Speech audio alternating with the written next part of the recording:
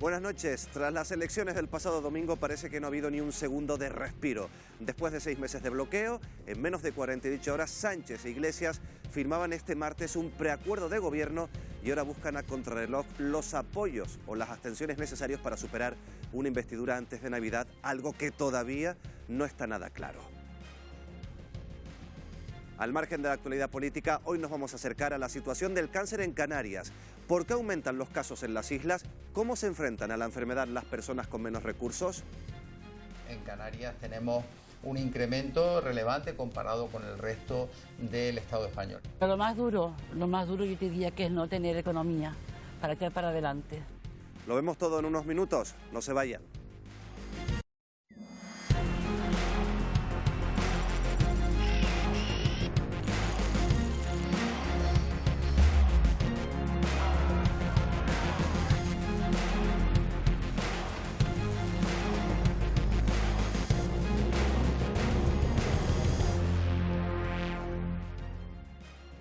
Buenas noches y bienvenidos un jueves más al Enfoque, en una semana que, por cierto, políticamente no ha dejado de darnos titulares casi minuto a minuto. Ya saben que este domingo hubo elecciones generales, este martes se firmaba ese principio de acuerdo entre Partido Socialista y Unidas Podemos, esa foto, ese abrazo entre Pablo Iglesias y Pedro Sánchez que ha copado todos los titulares, y desde el martes hay una carrera casi contrarreloj para buscar apoyos, incluso abstenciones suficientes para asegurar Pedro Sánchez esa investidura antes de las Navidades. Va a ser tema de hoy en el Enfoque, como lo va a ser también el cáncer. Vamos a hablar del cáncer porque crece el número de casos en el archipiélago. En los últimos 10 meses, fíjense, se han diagnosticado 13.000 nuevos casos de cáncer en el archipiélago. Vamos a hablar con pacientes, con personas que han superado la enfermedad y también con profesionales que trabajan día a día por mejorar la vida de esos pacientes. Pero antes de ir con ese tema, vamos a saludar a los colaboradores, a los contertulios que vamos a tener esta noche. Paco Pomares, muy buenas noches. Buenas noches, Miguel Ángel. También está con nosotros Marta Cantero, bienvenida Marta. Gracias, buenas noches. Octavio Toledo, buenas noches. Buenas noches. También Juan Luján, ¿qué tal Juan? Buenas Hola, noches. buenas noches. Carlos Domínguez, buenas noches. ¿Qué tal? Buenas noches. Y cerramos con Santiago Morollón, muy buenas noches. Buenas noches. Como les decíamos, los casos de cáncer en Canarias crecen y crecen por encima de la media nacional. Vamos a preguntarnos en el siguiente reportaje por qué pasa esto en Canarias. Vamos a ponerle cara también a algunos de los miles de pacientes que día a día superan e intentan superar esta enfermedad, y también los profesionales que intentan neutralizar el cáncer y mejorar los hábitos de salud de todos los canarios para no caer, entre otras cosas, en una enfermedad de este tipo, en un cáncer.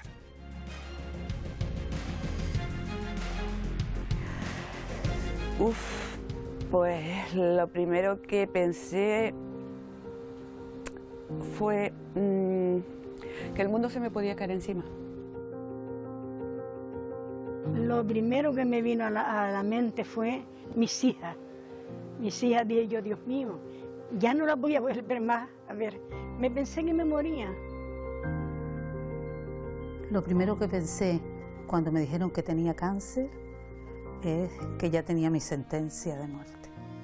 Así de duro.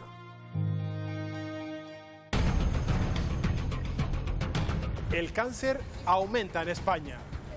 En 5 años los casos diagnosticados han crecido un 12%, y también en Canarias, donde esta enfermedad representa la primera causa de muerte entre los hombres y la segunda entre las mujeres. Aunque gracias a los avances médicos, la mayoría de los pacientes se curan. Su incidencia seguirá aumentando durante los próximos años y se estima que en 2035 habrá un 40% más de casos en España. Hoy nos preguntamos, ¿por qué? Aumenta el cáncer en Canarias, pero también lo hace la supervivencia. La prevención, el diagnóstico y la investigación son claves para curar esta enfermedad. Todo este tipo de investigación es caro y en Canarias es el doble de caro. Durante los tratamientos, la mayoría de los pacientes no pueden desempeñar su trabajo habitual.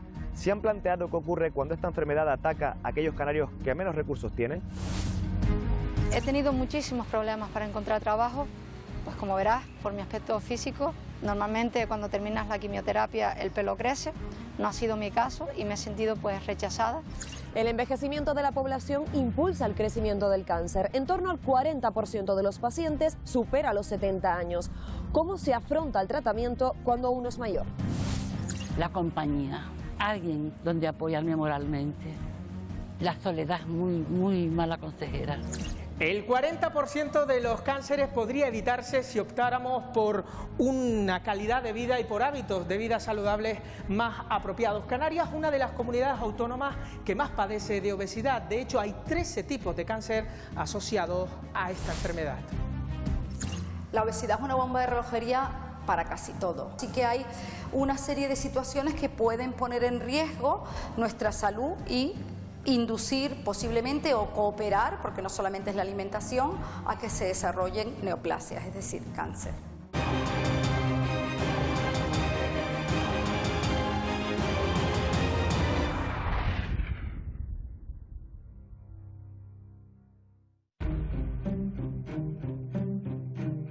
Los casos de cáncer crecen cada año en el mundo.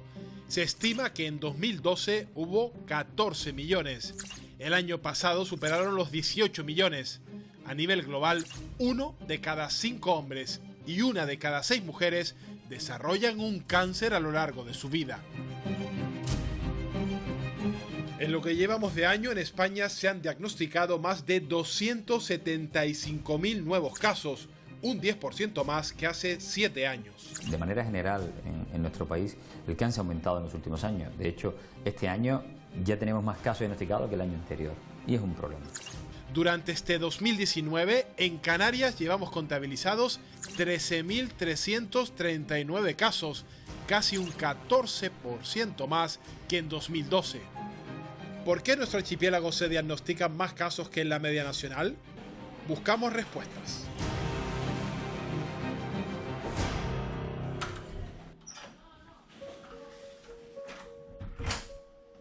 Doctor Lara, buenos días. Jefe de Oncología de Hospitales Universitarios San Roque. ¿Qué está pasando? En Canarias tenemos un incremento relevante comparado con el resto del Estado español. Yo creo que es difícil encontrar una sola causa, pero es claro que podemos sospechar que hay algunos aspectos que pueden ser relevantes a la hora de este incremento. Y probablemente en Canarias uno de ellos sea la obesidad. ¿Otras causas, doctor, que están provocando? Otras causas que tenemos son, evidentemente, que una consecuencia de la magnífica sanidad que tenemos es que tenemos una esperanza de vida mayor.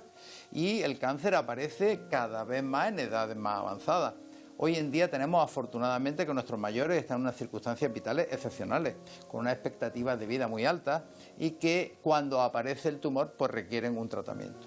Quizás también el incremento del uso del tabaco, generalizándose tanto en la población masculina como femenina, de tal forma que tumores relacionados con el tabaco, como el cáncer de pulmón o el cáncer de páncreas, que mucha gente no sabe que están relacionados con el tabaco también, pues están haciéndose muy comunes. Doctor, gracias por la información. Nada, muchas gracias. Para la próxima. Aumenta la esperanza de vida en las sociedades occidentales y este éxito conlleva problemas añadidos. El riesgo de contraer un tumor se incrementa exponencialmente con la edad. De hecho, el 61% de los nuevos casos que se diagnostican en nuestro país son de mayores de 65 años. Es el caso de Mamina, tiene 88 años y le han diagnosticado un cáncer de mama. Mamina, ¿cómo te encuentras hoy? Bien, bien, gracias a Dios, yo siempre estoy bien. ¿Tienes 88 años? Sí, ¿qué cáncer tengo? Tengo de mama, de las dos. Mamina, ¿cómo afrontas tú esta enfermedad, el cáncer? La enfermedad, yo no tengo que nombrarla para nada. No le tengo miedo. Respeto sí, miedo no, porque ella no va a poder conmigo. Yo soy más valiente que la enfermedad. ¿Ah, sí? Sí, hombre, si tú dices, ay, que me estoy muriendo, me voy a morir. No, Mamina no, ¿qué dice? Mamina, con su cabecita alta, caminando. ¿Cómo estás, Mamina? Bien, muy bien. Mamina, ¿me enseñas tu pueblo? Sí, mi niño de mi corazón, cómo no, con lo bonito que es. Esas personas que nos puedan estar viendo y que estén padeciendo esta enfermedad, ¿tú qué le dirías a esas personas? Yo le diría a esas personas que no pensaran en la enfermedad, que pensaran en ella. En la enfermedad no. En la enfermedad no se debe de pensar nunca. Pienso en mí. Primero yo, después yo y siempre yo. El envejecimiento acelerado de la población provoca que cada vez más pacientes se enfrenten solos al cáncer. Así lo viven 1.700 ancianos en Canarias. Guadalupe es una de ellas. ¿Cómo está hoy? Bueno, no me encuentro muy bien. Vengo a la farmacia para que me dispensen unos medicamentos. ¿Le parece si le acompaño? Bueno, como usted quiera. Buenos días. ¿Qué tal? Pues mira, que necesito que me despaches lo que me mandó el médico ayer tarde, porque yo padezco de asma. Gracias. Que le vaya bien. Gracias. Vale. ¿Cuándo le diagnosticaron a usted el cáncer de mama? Pues eso fue, yo me lo detecté a finales de mayo y bueno, el médico me remitió enseguida. ¿Eso fue en mayo? Eso fue a finales de mayo. ¿Y usted vive sola, Guadalupe? Un sábado. Sí, yo vivo sola. Intento salir para adelante como puedo y intento, no me queda más remedio que hacerlo. ¿Qué es lo más duro de vivir sola y tener que afrontar esta enfermedad? Lo más duro yo te diría que es no tener economía para echar para adelante. Porque ¿qué pasa? Que con todo esto pues necesitas dinero para transportarte. Si no te encuentras con fuerza en la calle y no tienes quien te acompañe, puedes coger un taxi público. ¿Cómo lidiabas el día a día? Sacando todo lo que puedo decir y afrontándolo, porque sé que era la única manera de salir para adelante. No nunca metiéndome en la cama y poniéndome a llorar. Eso yo comprendo y lo tengo muy superado, que desde la cama llorando no remediaba nada. Que tenía que sobreponerme, aun con todo mi disgusto, tenía que sobreponerme, ser valiente y luchar. ¿Qué ha sido lo que más ha echado de menos en esta soledad que ha vivido con el cáncer, con esta enfermedad? He echado en falta muchas cosas, pero sobre todo la compañía. Alguien donde apoyarme moralmente. La soledad es muy mala consejera. La soledad es un factor de riesgo. Es verdad que en las personas mayores hay una parte importante que el cáncer no avanzará tan rápido como una persona joven. Si hablamos de una persona mayor sola, hay ciertas dificultades y riesgos. El paciente tiende a meterse en sí mismo, el paciente tiende a comérselo y bebérselo solito. El que haya un otro, ya sea un médico, ya sea un cuidador, hace que la persona salga de ese ensimismamiento y pueda conectar con otra persona y pueda enriquecer mucho sus vivencias. Yo sí creo que es importante a las personas que están solas y que están atravesando una enfermedad que pidan ayuda. Cada vez más, el cáncer en edad avanzada tiene una perspectiva favorable. Los oncólogos son contundentes. Los años no impiden un tratamiento. En absoluto tenemos que pensar que una persona mayor con cáncer no debe recibir un tratamiento o le vamos a indicar solo tratamientos paliativos para mejorarlo. No. Muchas veces tendemos a pensar que si alguien tiene 80 años ya no podemos hacer nada por él. Yo creo que, primero, nosotros evaluamos lo que llamamos escalas de fragilidad, de tal forma que la edad, digamos, cronológica se matiza por esa edad fisiológica que nos permiten las escalas. Pero luego también tiene una cosa muy importante, es la gana que tienen los pacientes. Muchos pacientes tienen con una gran ilusión, que tienen una vida muy plena. Tenemos que pensar que la persona mayor no es una persona que está en casa hoy en día, es una persona con una vida plena, que tiene sus amistades y que quiere seguir con esa vida plena. Las personas mayores con cáncer apenas tienen presencia en los ensayos clínicos, lo que dificulta la labor de los especialistas a la hora de elegir su tratamiento. Nosotros hemos puesto desde el Grupo Mundial de Oncogeriatría, en el que participo, hemos puesto de manifiesto a las instituciones que sponsorizan los ensayos clínicos que debemos incluir personas mayores, porque si no, al no incluirlas, no podremos ofertarle esos tratamientos. Es decir, si en el ensayo clínico para un fármaco no he incluido pacientes de más de 80 años, yo no puedo darle a ese paciente ese fármaco más de 80 años porque no está estudiado y no sé cómo le va a ir y le estamos quitando oportunidades a esas personas. Quienes sí son objeto de estudio son los más jóvenes. No en vano, cada año se detectan unos 1.400 casos nuevos en España entre menores de 18 años. El 80% de ellos logra sobrevivir. El 80% se cura con un diagnóstico precoz y eso es lo que también estamos desde Pequeño Valiente demandando, que las pruebas lleguen a tiempo, que sean efectivas, que ante la duda que el médico pues pueda pedir una prueba y rápida. Lo que pasa es que muchos de ellos quedan con secuelas también, y también hay que tener un seguimiento con esos niños. El cáncer, terminan de ser niños con cáncer y se convierten en discapacitados. Tienen falta de atención, o se quedan muy altos, o tienen problemas en los huesos, o mil cosas, mil factores que es a raíz de los tratamientos. El cáncer infantil sigue siendo la primera causa de muerte hasta los 14 años. Pues sí, es la primera causa de muerte, y por eso tenemos que hacer énfasis en que se trate. ¿Cuáles son los tipos de cáncer más comunes en niños? Linfoma, leucemias y tumores cerebrales, que son los más comunes aquí en Canarias. Porque me imagino, si ya es complicado cuando a una persona adulta le diagnostican cáncer, para un niño y para esa familia... Te destrozan un poco la vida, y tienes que te tiene que explicar un poco que es una gravedad, que es lo más, pero que de esto se sale y que te estamos acompañando en el camino. Es precisamente desde la infancia cuando hay que adoptar hábitos saludables, porque hay hasta 13 tipos de cáncer relacionados con la obesidad, y Canarias es una de las comunidades con más sobrepeso. ¿Qué importancia tiene la alimentación a la hora de desarrollar un tumor? Yo creo que es uno de los aspectos que de alguna forma se conoce menos. Siempre que piensas en obesidad y sobrepeso, piensas en problemas cardiovasculares, pero bueno, hay que tener presente que esta relación con el tema del cáncer es muy importante. Estamos hablando de un 20% de obesidad en la población canaria. Pues estamos hablando de tumores del tracto digestivo, cáncer colorectal, cáncer de páncreas, el cáncer de esófago, el cáncer de riñón, del cáncer de mama en la mujer y del cáncer de próstata en el varón. Me está diciendo, doctor, que el exceso de peso puede afectar directamente a todos estos tipos de cánceres que ha mencionado. Efectivamente, hay un porcentaje muy amplio de relación entre este tipo de tumores y la obesidad y el sobrepeso. ¿Qué podemos hacer para prever todo esto? Lo más importante es poner en marcha lo que se ha llamado un estilo de vida saludable. Se trataría de tener un peso normal y estable a lo largo del tiempo, tener una dieta saludable. Doctor Saura, muchas gracias, muy amable.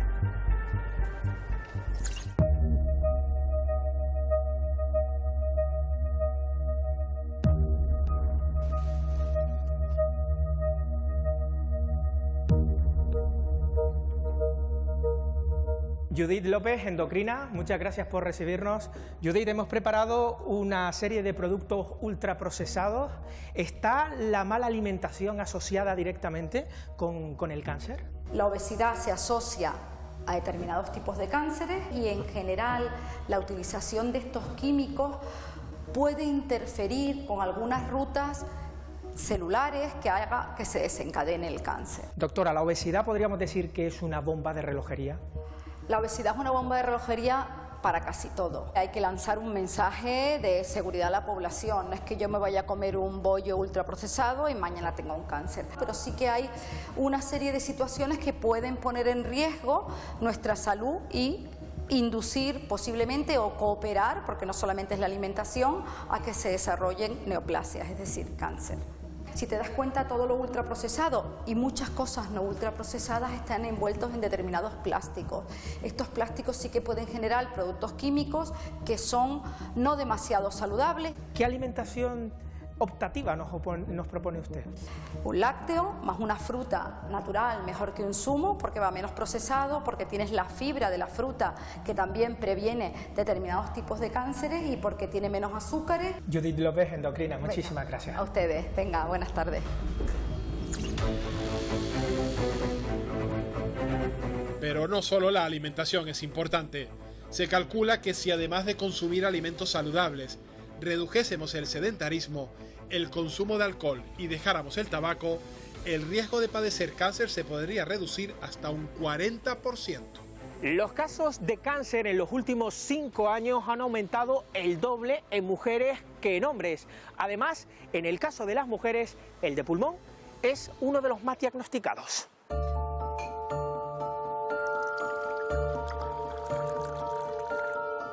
Pilar, con esa pastilla que te acabas de tomar, es la manera en la que has conseguido poner en pausa el cáncer de pulmón que tienes. Sí, esta pastilla es mi tratamiento. Mi quimio es inmunoterapia. Con este tratamiento, según me explica la oncóloga, es cronificar el tumor para que se ralentice y esté ahí dormidito durante varios años. El cáncer de pulmón normalmente se relaciona con personas que son fumadoras. Bueno, yo fui fumadora. ¿Fuiste fumadora? Fui fumadora. Me decía a mí misma, soy fumadora social. ¿Y crees que esos cigarritos han podido favorecer, digamos, la presencia? Yo creo que sí. En Canarias hay 466.000 personas que fuman de manera regular. Mira, se lo digo a compañeros, amigos, familiares, que por favor dejen el cigarro. Que lo que están haciendo es perjudicándose ellos. El cigarro mata, así de claro.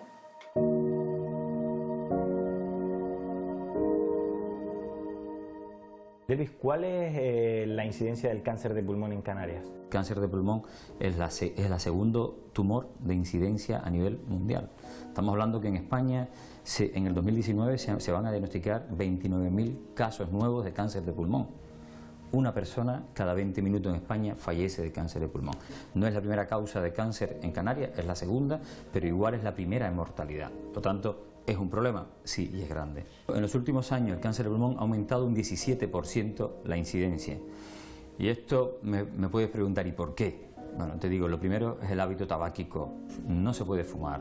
Un cuarto de la población entre 18 y 25 años de nuestra población joven fuma. Y esto no puede ser. De los tipos de cáncer diagnosticados en Canarias, el más común en los hombres es el de próstata. En el archipiélago se diagnosticaron casi 1.500 casos solo en 2018. Pablo Juárez del Dago, especialista en urología, ¿verdad? Encantado de conocerle. Muchas gracias por atendernos. ¿Nos cuesta a los hombres venir al urólogo a tratarnos? Efectivamente, al hombre en Canarias le cuesta mucho venir al urólogo, es muy reticente, ya sea por inseguridad, ya sea por miedo, ya sea por vagueza. Muchas veces el hombre no acude al urólogo y esto puede tener consecuencias graves. ¿Nos podría salvar la vida un diagnóstico precoz? Está comprobado que el diagnóstico precoz y un tratamiento adecuado cuando debe tratarse, pues puede salvar la vida de algunos pacientes, sí. El cáncer de próstata, cuando se diagnostica en estadios precoces, lo que vamos a conseguir es poder ofrecer unos tratamientos curativos y conseguir que los hombres en un periodo de tiempo muy corto puedan recuperar sus vidas y estar con su familia. Puede pasar a nivel general que por venir muy tarde ya las consecuencias o el estadio de las enfermedades, y entre ellas el cáncer de próstata, no puedan ser curables. Y efectivamente esto nos pasa en nuestra práctica diaria de vez en cuando. Cuando estamos hablando de cáncer de próstata, el hombre debe controlarse a partir de los 40-45 años y en función de lo que el urólogo crea, cada año o cada 2 años repetir estos controles. Ricardo, ¿cuándo le diagnosticaron cáncer de próstata y cómo se lo detectaron?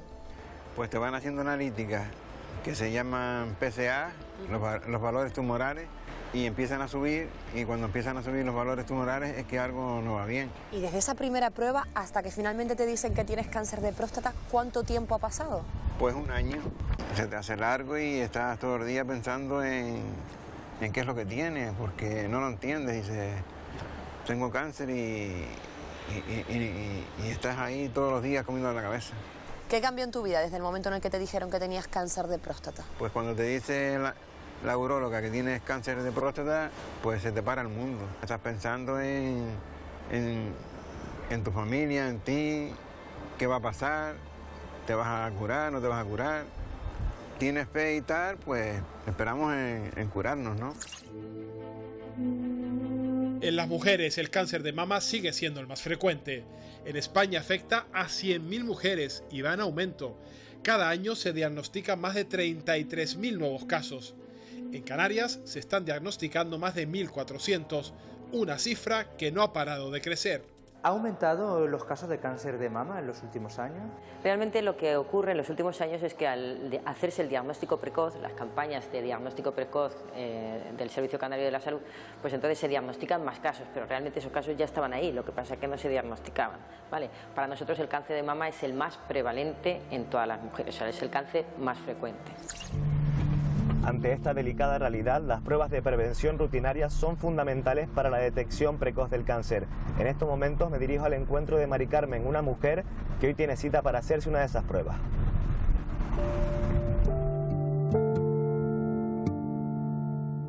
Hola Mari Carmen. Hola, buenos días. ¿Qué tal? Buenos días. ¿Esperando para hacerte la mamografía? Sí. ¿Por qué decides hacerte la prueba? Por una medida de prevención. ¿Y es la primera vez que la hace o ya la has repetido anteriormente? Ya llevo haciéndómela 6 años. Señor Carmen, aquí tiene el DNI, ¿me acompaña, por Vale, favor? gracias. Bueno, Mari Carmen, mucha suerte, nos vemos otra vez aquí, ¿vale? Vale, vale, gracias. Venga, por aquí. Pase dentro con mi compañera. Buenos días, Mari Carmen. Hola, buenos días.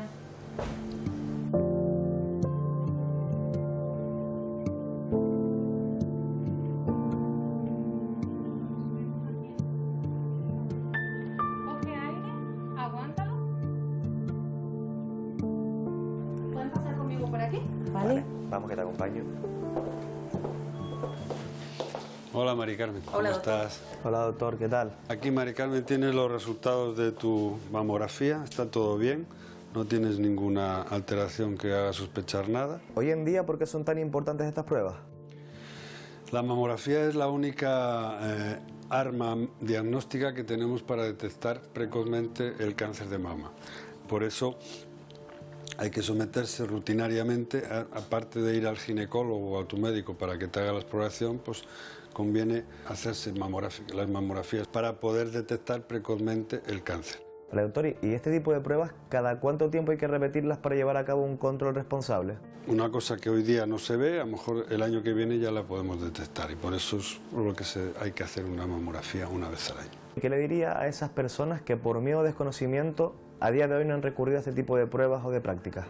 No hay que tener ningún miedo a hacerse la mamografía porque la radiación que se recibe es mínima y por otro lado los beneficios que nos aporta el realizarnos un estudio de una manera preventiva una vez al año para poder detectar el cáncer, pues compensa 1000 veces la posibilidad de que, según algunos, se pueda producir algún tipo de cáncer por la radiación.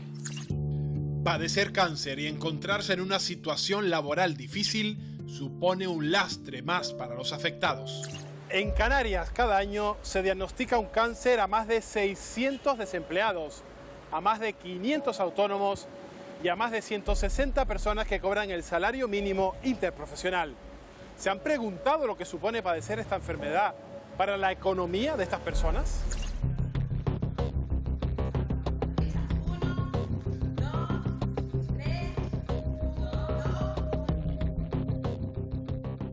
Hola Tamara, ¿qué tal? Hola Pablo. ¿Te pillo aquí dando clases? Sí, mi niño. Llega un momento en el que tú recibes la mala noticia de que tienes cáncer. ¿Cómo afectó esa noticia a tu vida empresarial o económica? Bueno, pues de entrada el shock emocional es brutal, ¿no? Porque lo que es el cáncer, pues ya de por sí la palabra cáncer da muchísimo miedo, ¿no? Luego laboralmente soy autónomo. Cuando se tiene que enfrentar a esta situación, ¿ve que tiene ayudas o que tiene algún tipo de apoyo para salir adelante? La única ayuda que te dan es coger la baja, una baja de 700 euros, pero claro, esto conlleva que tienes que pagar alquiler, agua, luz, asesor, autónomo y demás gastos que entran dentro de lo que es el funcionamiento del centro. Y ha sido una lucha contra el cáncer y una lucha contra no cerrar mi centro. Hola Maite. ¡Ay, hola! ¿Se puede? ¿Qué tal? ¿Cómo estás? Buen día. ¿Qué tal? ¿Cómo te encuentras? Bien, bien, bien, bien. Me alegro, Bien. me alegro. Pasa, pasa. ¿Podemos hablar un ratito? Sí, venga. ¿Cuánto tiempo llevas padeciendo cáncer? Justo 1 año. Además del cáncer, hay que sumarle tu situación económica y que con esta enfermedad no ayuda. ¿Cómo afrontas el cáncer con tan pocos ingresos? Son 430 y poco euros. Que bueno, hay un problema en todo esto. Que tú, para seguir adelante, te quieres sentir bien y te quieres sentir guapa. Tú no puedes utilizar en estos momentos un gel normal, una crema para la cara normal. Tu piel está con quimio y necesitan cuidados especiales. Todo eso tiene que ser de farmacia. ¿Cómo lo hace? Yo tengo la suerte de que tengo a mi marido, que bueno, Él, aunque es jubilado, pues me ayuda, claro. Que una persona en mi situación, solo con ese dinero, no podría ser, por supuestísimo. A ti con 40 años te diagnostican la enfermedad del cáncer. Tú en ese momento estabas trabajando, ¿no? Sí, estaba trabajando en el Ayuntamiento de Arona. Tú tuviste que dejar tu empleo, ¿no? Sí, cuando terminó todo el procedimiento, yo volví al ayuntamiento a ver si me daban empleo y me dijeron, pues no. Empiezas a cobrar una prestación por desempleo de 700 y 600 euros. ¿Cómo es para una persona afrontar esta enfermedad con ese dinero, Hermi? Pues imagínate, tienes que pagar una hipoteca, tienes que comer, tienes que vivir y realmente con ese sueldo no llegas a mucho. He tenido muchísimos problemas para encontrar trabajo, pues como verás, por mi aspecto físico, normalmente cuando terminas la quimioterapia el pelo crece, no ha sido mi caso y me he sentido pues rechazada. Intento ser fuerte, intento que no se note, ¿sabes? Y ayudar a... Pero esta enfermedad me ha dado mucho batacazo. Y claro, a mí se me acabó la prestación. Cuando vas a pedir una ayuda, te dicen que ya no tienes ayuda. Y tú dices, ¿y ahora de qué vivo? Queremos saber con qué alternativas, con qué ayudas cuentan todas estas personas que tienen dos frentes por delante. De un lado, una situación económica precaria, por otra, el propio cáncer. Buscamos respuestas.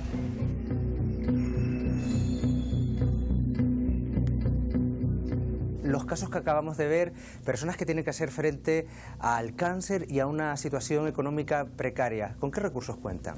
Bueno, nosotros efectivamente cubrimos una parte de esas necesidades que tienen los enfermos y sus familias, pues que no pueden ser cubiertos o no los cubre la atención pública, digamos, la seguridad social. Vienen derivados de problemas de empleo, pérdidas de empleo, con lo cual nosotros tenemos un convenio que cubre esa necesidad.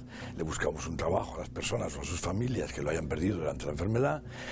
Luego hay gastos, aparte de la pérdida de ingresos también tienen gastos extraordinarios durante el proceso, cuando tienen que venir de otras islas. Y luego también tenemos la ayuda de emergencia, ¿no? Que son cuestiones económicas de necesidades pues temporales. Por ejemplo, hay gente que con la pérdida del empleo y con la enfermedad, con la compra de medicina, se quedan sin recursos y bueno, pues nos piden ayuda para pagar el alquiler de la vivienda o nos piden ayuda para cualquier otra necesidad.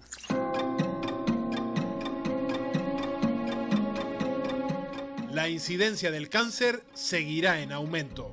En 2030 se prevé que en España se produzca un nuevo caso cada 4 minutos y un fallecimiento por esta enfermedad cada 2. Ante estas cifras tenemos un reto de enorme trascendencia: conseguir ampliar la tasa de curación, y esto se consigue a través de la investigación.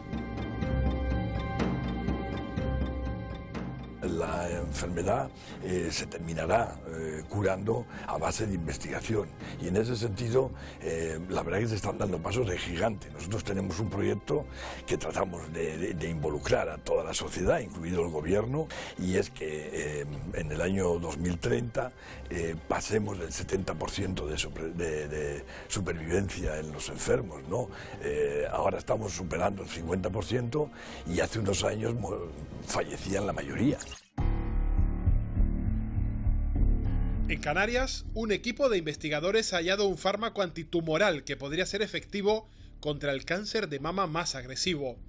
La falta de fondos es el principal obstáculo para que este tratamiento pueda probarse en humanos.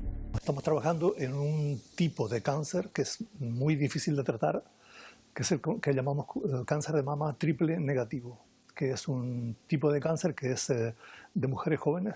Y hemos encontrado una familia de compuestos que hemos sintetizado, diseñado y sintetizado nosotros, y que tienen realmente una buena capacidad para controlar el crecimiento de esos tipos celulares tan agresivos en ratón.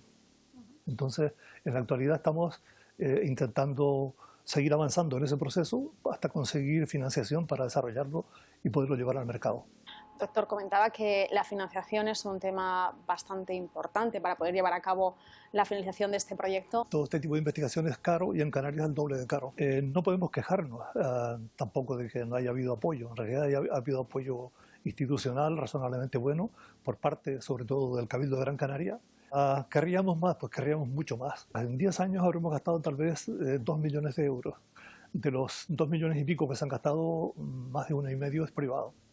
¿Qué problemas tenemos? Haría falta mucha mayor cantidad de personal destinado a trabajar en estos proyectos. ¿Podremos tener una cura definitiva para el cáncer?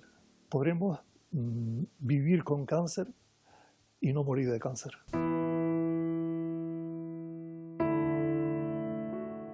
Aumentar la inversión en investigación nos permitirá mejorar los tratamientos contra esta enfermedad. Aunque el cáncer no para de crecer, afortunadamente la mayoría de los pacientes lo supera, gracias a los avances médicos y también una actitud positiva para hacerle frente. Que sean fuertes, que se pongan positivas y que sepan que hay que luchar porque un día de vida bien vale la pena. Porque tenemos unos profesionales muy buenos. Que la vida es un regalo y que tienen que vivir el momento. Tú tienes que pensar que vas a salir adelante, con todo lo que te viene encima, que es mucho. Y que confíe, por favor, en la medicina, en los médicos. Me dieron 3 meses de vida y como máximo 1 año. Y mira dónde ha llegado. Pelea, llora, grita, cabréate, todo lo que quieras. Pero después sal a la calle, cómete el mundo, porque de esta enfermedad maldita se sale.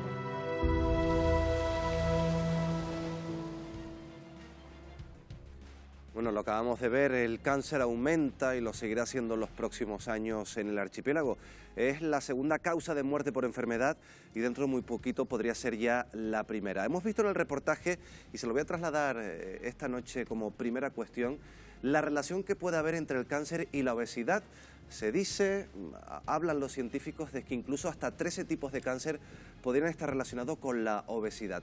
¿Se está haciendo lo suficiente desde las administraciones, en educación, en campañas para que la gente no siga por este camino? Por lo menos que en Canarias no se siga por este camino, Marta. Bueno, pues según hemos podido ver en el reportaje, yo creo que lo suficiente no. Si dicen que hasta un 40% se puede prevenir y podría evitarse, pues está claro que el nivel de conciencia de social para intentar, con el tema de la obesidad y del tabaco, comentaban también, yo creo que ahí se puede, en detección precoz y en prevención se puede trabajar mucho más de lo que se ha hecho hasta ahora desde las administraciones, ¿no? Paco. Yo creo que básicamente es una cuestión de recursos y a qué se destinan, ¿no? Los problemas sanitarios, los problemas de atención sanitaria son muchísimos y muy variados, ¿no? Y al final, si se analiza, yo sé que esto es un poco siniestro plantearlo en estos términos, ¿no? Pero si se analiza cómo es la distribución demográfica de la muerte en este país, en España mueren aproximadamente unas 1.080 personas al día y de ellas aproximadamente unas 300 mueren de cáncer, es decir, un poco menos del 30%. En enfermedades cardiovasculares muere más gente, por ejemplo, y luego hay todo tipo de problemas vinculados a otras patologías, ¿no? La sanidad pública ha hecho un esfuerzo extraordinario en los últimos años para reducir la mortalidad del cáncer. Se ha pasado de ser una enfermedad considerada terminal en prácticamente todos sus casos a ser una enfermedad en que prácticamente la mitad o un poco más de personas consiguen escapar. Entonces, a mí me da la impresión de que lo que hay que hacer es ir normalizando la enfermedad, entendiendo que es una enfermedad que tiene tratamiento, que es una enfermedad que aunque se convierta en crónica puede ser atendida de una manera razonable y intentar quitar, desasociar el miedo de la palabra cáncer, ¿no? Que causa un montón de perjuicios. Pero, por ejemplo, Octavio, volviendo al tema de la obesidad, y en Canarias sobre todo, donde tenemos unos índices de obesidad y sobrepeso pues de los más altos de España y de Europa, ¿habría que legislar contra los alimentos que tienen azúcar, los ultraprocesados, etcétera, etcétera? Es que el gran problema es que, por ejemplo, tú vas a un supermercado, y los lineales, la mayoría de los lineales están llenos de productos como bebidas azucaradas, snacks, bollos, dulces y todo tipo de alimentos ultraprocesados que lo que hacen es definitivamente matarte. Pero no solo eso, sino es que también pones anuncios en la televisión y hay productos, no voy a decir marcas, pero hay productos en los que los protagonistas, además de esos anuncios, son niños y vienen tan felices del colegio para recargar pilas a través de beberse un determinado tipo de alimento, ¿no? Y si no nos ponemos serios en la legislación, tanto de los productos que se pueden comprar en el supermercado y que si están en el supermercado por lo menos los pongamos no en un lugar preferente como están, sino en un lugar oculto oculto, o si no oculto, no con esa preferencia que se les suele estar dando. Y también que se regule el tipo de anuncios que se proyectan, que se emiten en la televisión. ¿Y qué hacemos con el tabaco? Marta lo comentaba. ¿Qué hacemos con el tabaco? ¿Endurecemos las leyes? A mí me sorprendió el dato, claro, de que había una tendencia y yo soy... Ha aumentado, claro, en el último año está aumentando. Yo era muy optimista, yo pensaba que desde la ley, cada ley antitabaquismo... Ha pegado un repunte en los últimos años. Yo creo que es una cuestión quizás de incidir más a lo mejor en la educación, en las medidas coercitivas o el cortar la publicidad se ha hecho bastante, el asustar a la gente con la publicidad negativa en los paquetes también ya se ha hecho, yo creo que y quizás trabajarlo más en los colegios, pero antes como preguntabas, por ejemplo, si se hace de las administraciones, evidentemente faltan recursos, como decía Paco, pero incluso con los mismos recursos se podrían hacer otras cosas, o todos los alimentos esos ultraprocesados que vimos antes en el reportaje están en máquinas expendedoras en los hospitales públicos, en los hospitales públicos, si los tenemos ahí y lo admite la administración cobrándole unas tasas en vez de quitarlos y exigirles otros alimentos que estamos haciendo. En las famosas máquinas de vending. Santi. Yo creo que está muy bien traído el argumento de que hay una relación directa entre la obesidad y el cáncer, pero hay un argumento mucho más dramático y es que muchas de las personas que están comprando esos productos ultraprocesados es que no tienen recursos para comprar productos más sanos, que normalmente suelen ser más caros. Y ahí es uno de los grandes problemas a los que nos enfrentamos. ¿Qué hace una madre o un padre con pocos recursos para alimentar a sus hijos? Pues comprar lo que puede, porque tiene que pensar en todo un mes y a lo mejor no tiene recursos para comprar todos los días carne, para comprar todos los días verdura, no tiene todos los días esos recursos necesarios y tiene que echar mano de estos ultraprocesados que son los alimentos más baratos. Carlos, brevemente una primera reflexión y después retomo contigo, si quieres. Totalmente de acuerdo. Yo me quedo con la frase que me dijeron de la obesidad es una bomba de relojería. Realmente es un auténtico problema la obesidad y otra cuestión es, me quedo con la parte positiva que se decía al final de se podrá vivir con cáncer y no morir de cáncer, ese lado de ilusión, de positivo, de investigación, con todo lo que tenemos todavía que hacer por delante. Bueno, pues enseguida seguimos hablando de este asunto. En unos minutos volvemos y tratamos más en profundidad algunos de los temas que han quedado un poco en el aire en esta primera parte del debate.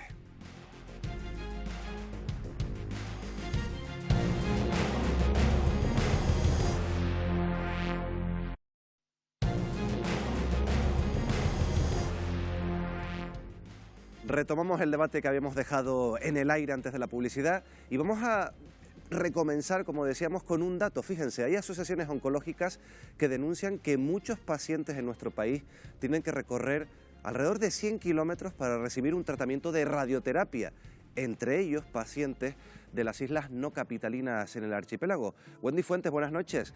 ¿Cuál es la situación de los pacientes en Canarias? Así es, como bien has dicho, además lo hemos visto en este documental, en el arranque del programa. Muy buenas noches, Miguel Ángel. Como hemos visto en Canarias, solo en lo que va de año ya se han detectado más de 13.000 nuevos casos de cáncer, pero no todos los afectados tienen los mismos medios sanitarios para tratarse sin salir de su isla.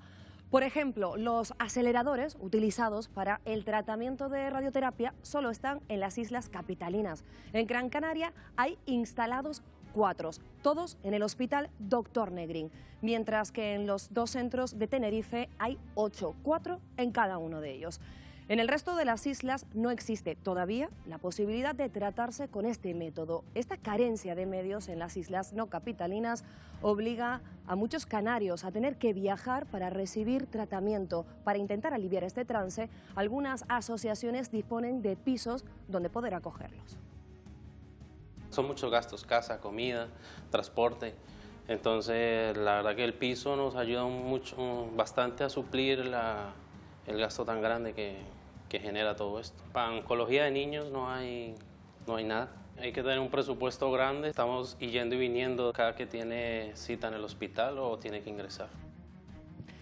Pero la otra cara de la moneda es que la sanidad canaria se sitúa, escuchen bien, a la vanguardia del sistema público en toda España gracias a un aparato que solo se encuentra en el Hospital Dr. Negrín de Gran Canaria. Es una máquina muy sofisticada, no hay más que ver lo robotizada, es un brazo robotizado que te permite localizar estructuras muy chiquititas, sobre todo a nivel cerebral, y nos permite tratar enfermedades que antes no podríamos hacerlo con otros aparatos como los que tenemos fuera. a lo que se añadió el año pasado, y no exento de polémica, la donación de 17 millones de euros del empresario Amancio Ortega para la adquisición de maquinaria con la que tratar el cáncer en Canarias. Con ese dinero, el Servicio Canario de la Salud se hizo con 22 nuevos aparatos con la intención de reducir las listas de espera. De ellos, 10 fueron para los hospitales Gran Canarios, 9 a los de Tenerife, 2 a Lanzarote y 1 a la isla de Fuerteventura. Estamos muy contentos porque nos ha venido a aliviar la gran lista de espera que tenemos y bueno, que esperemos que cada vez vaya menos. Así que, de un lado, los importantes avances tecnológicos están permitiendo ganar la batalla al cáncer con mejor calidad de vida. Y por otro, la concentración de los principales recursos en las 2 islas capitalinas obliga a muchos enfermos a tener que tratarse lejos de su casa. Recordemos así, Miguel Ángel, por ejemplo, el caso de Ricardo, que venía de Fuerteventura diariamente para tratarse. Así, el caso de muchos. Pues nos quedamos con esa disyuntiva, con ese planteamiento. Se lo voy a trasladar a la mesa, porque claro, en las islas capitalinas tenemos todos esos avances tecnológicos, pero no lo tenemos en las islas no capitalinas. Yo le traslado, Santiago, ¿debería ser asumible esto en todas las islas o aquí hay que tener también una visión bastante certera de cuál es la demanda y dónde deberían estar? Bueno, yo creo que en líneas generales, si cada una de las islas tiene la mayor cantidad de recursos posible, siempre será positivo. Hay que decir que los aceleradores y los recursos están hasta ahora en las 2 islas capitalinas, pero que se ha aprobado también el búnker de radioterapia para Lanzarote, que se va a empezar a construir en 2020, con lo cual es positivo. Lo peor que tienen estas personas también muchas veces es la falta de recursos económicos para los desplazamientos, porque tienen que acudir hasta Tenerife, tienen que acudir hasta Gran Canaria, quedarse allí a lo mejor unos días, y eso implica un gasto económico muy serio e importante. De hecho, precisamente hay asociaciones que lo que están pidiendo los gobiernos es que les adelanten las dietas que les dan para no quedarse sin dinero, para no quedarse sin recursos y poder afrontar con normalidad los tratamientos. Pero Marta, ¿es asumible, es lógico que todas las islas tengan un acelerador de este tipo o intentar compensar con esas ayudas que decía Santi para el traslado? Bueno, decía uno de los especialistas antes que en Canarias era el doble de caro los tratamientos, claro. También en las islas capitalinas, sí. No solo en la... Hombre, supongo que es difícil poder contar para una población y no muy numerosa, ¿no? Con todos los elementos y las especialidades que se necesitan para estos tratamientos, pero sí se están dando casos, porque hay que tener en cuenta que la gente que se tiene que desplazar desde Fuerteventura a las islas capitalinas o desde las menores, no solo es el coste, como decíamos, sino también el sufrimiento de que un enfermo tenga que coger un barco, tenga que coger un avión, etcétera, etcétera. Ahora que está tan de moda, ¿no?, el tema de la España vaciada, y que también tiene que ver con todo el tema de la despoblación. En nuestro caso no es despoblación, pero sí tenemos una España, digamos, aislada, ¿no?, de la que apenas se habla y a la que hay que darle en cualquier caso un tratamiento diferenciado. Está claro que el problema en las islas no capitalinas es todavía mayor, pero es la realidad que tenemos en Canarias. Somos así, somos 8 islas y evidentemente no podemos tener todo en todas las islas, pero evidentemente sí se podría poquito a poco ir poniendo por los niveles de población, pues incrementando esos aparatos en esas islas, como ha pasado en Lanzarote, como ha pasado en Fuerteventura, y creo que eso el gobierno de Canarias es sensible ante eso. Lo que tendríamos que hacer es sensibilizar al resto de España de esta realidad que estamos pasando, que muchas veces piensan que somos pedigüeños, que queremos un 75% de bonificación porque nos gusta viajar, es decir, y tenemos una realidad muy, muy importante que cubrir. Juan, se hablaba Wendy también de la polémica con las donaciones de Amancio Ortega. ¿Por qué esta polémica? ¿No se puede donar o cubre cosas que debería asumir la administración pública? Bueno, yo creo que en concreto que sea Amancio Ortega, creo que hay bastantes causas, porque es evidente que su empresa está más que demostrado, tiene una serie de ingenierías fiscales para pagar el mínimo de impuestos en España. Tan español y tan patriota, acordándose de los enfermos de cáncer, sería mejor que localizara todo en España, todas sus sedes y toda su situación fiscal, y que así a lo mejor no haría falta que nos diera una limosna, sino que contribuyera. Me parece que son críticas bastante razonables, no a que done, sino a que use la ingeniería fiscal para evadir impuestos, que es lo que hace Amancio Ortega, está demostrado.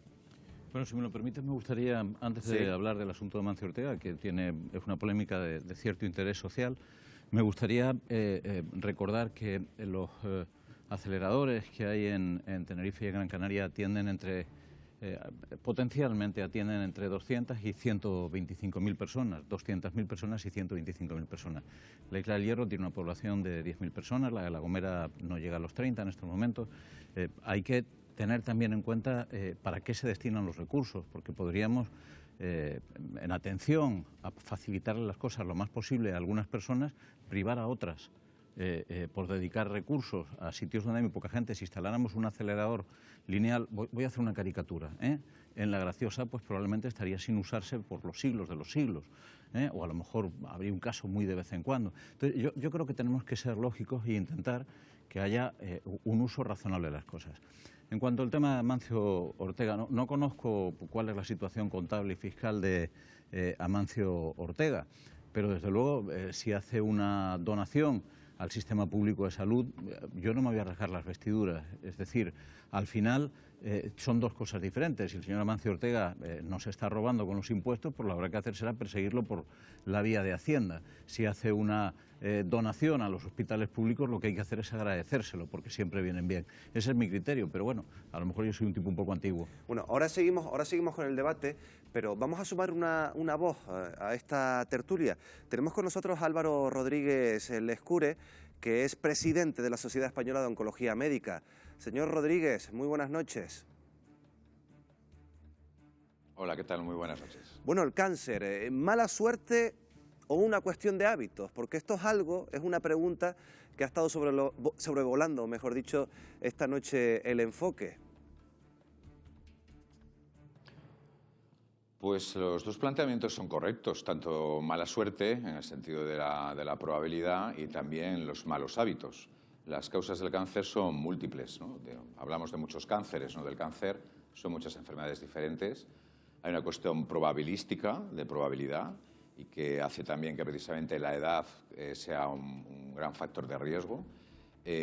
También los malos hábitos, efectivamente, y muchos de ellos obviamente son prevenibles, y que son factores conocidos como el tabaco, el alcohol, la vida sedentaria, la dieta, la ausencia de ejercicio, la exposición al sol, y luego también existe por supuesto un factor heredofamiliar. Hay cánceres en cuya génesis también están algunas infecciones virales crónicas, por tanto el gran problema es también que hablamos del cáncer como una enfermedad, el cáncer, y tendríamos que hablar realmente de un conjunto de enfermedades muy diferentes. Hablaba de la edad. España está a punto de convertirse en el país con la esperanza de vida más longeva del mundo. ¿Esto quiere decir que en los próximos años el número de casos de cáncer también se van a multiplicar? Sin duda alguna. Ese liderazgo en longevidad, no ya solo en los próximos años, que es algo claramente previsible, sino en la actualidad.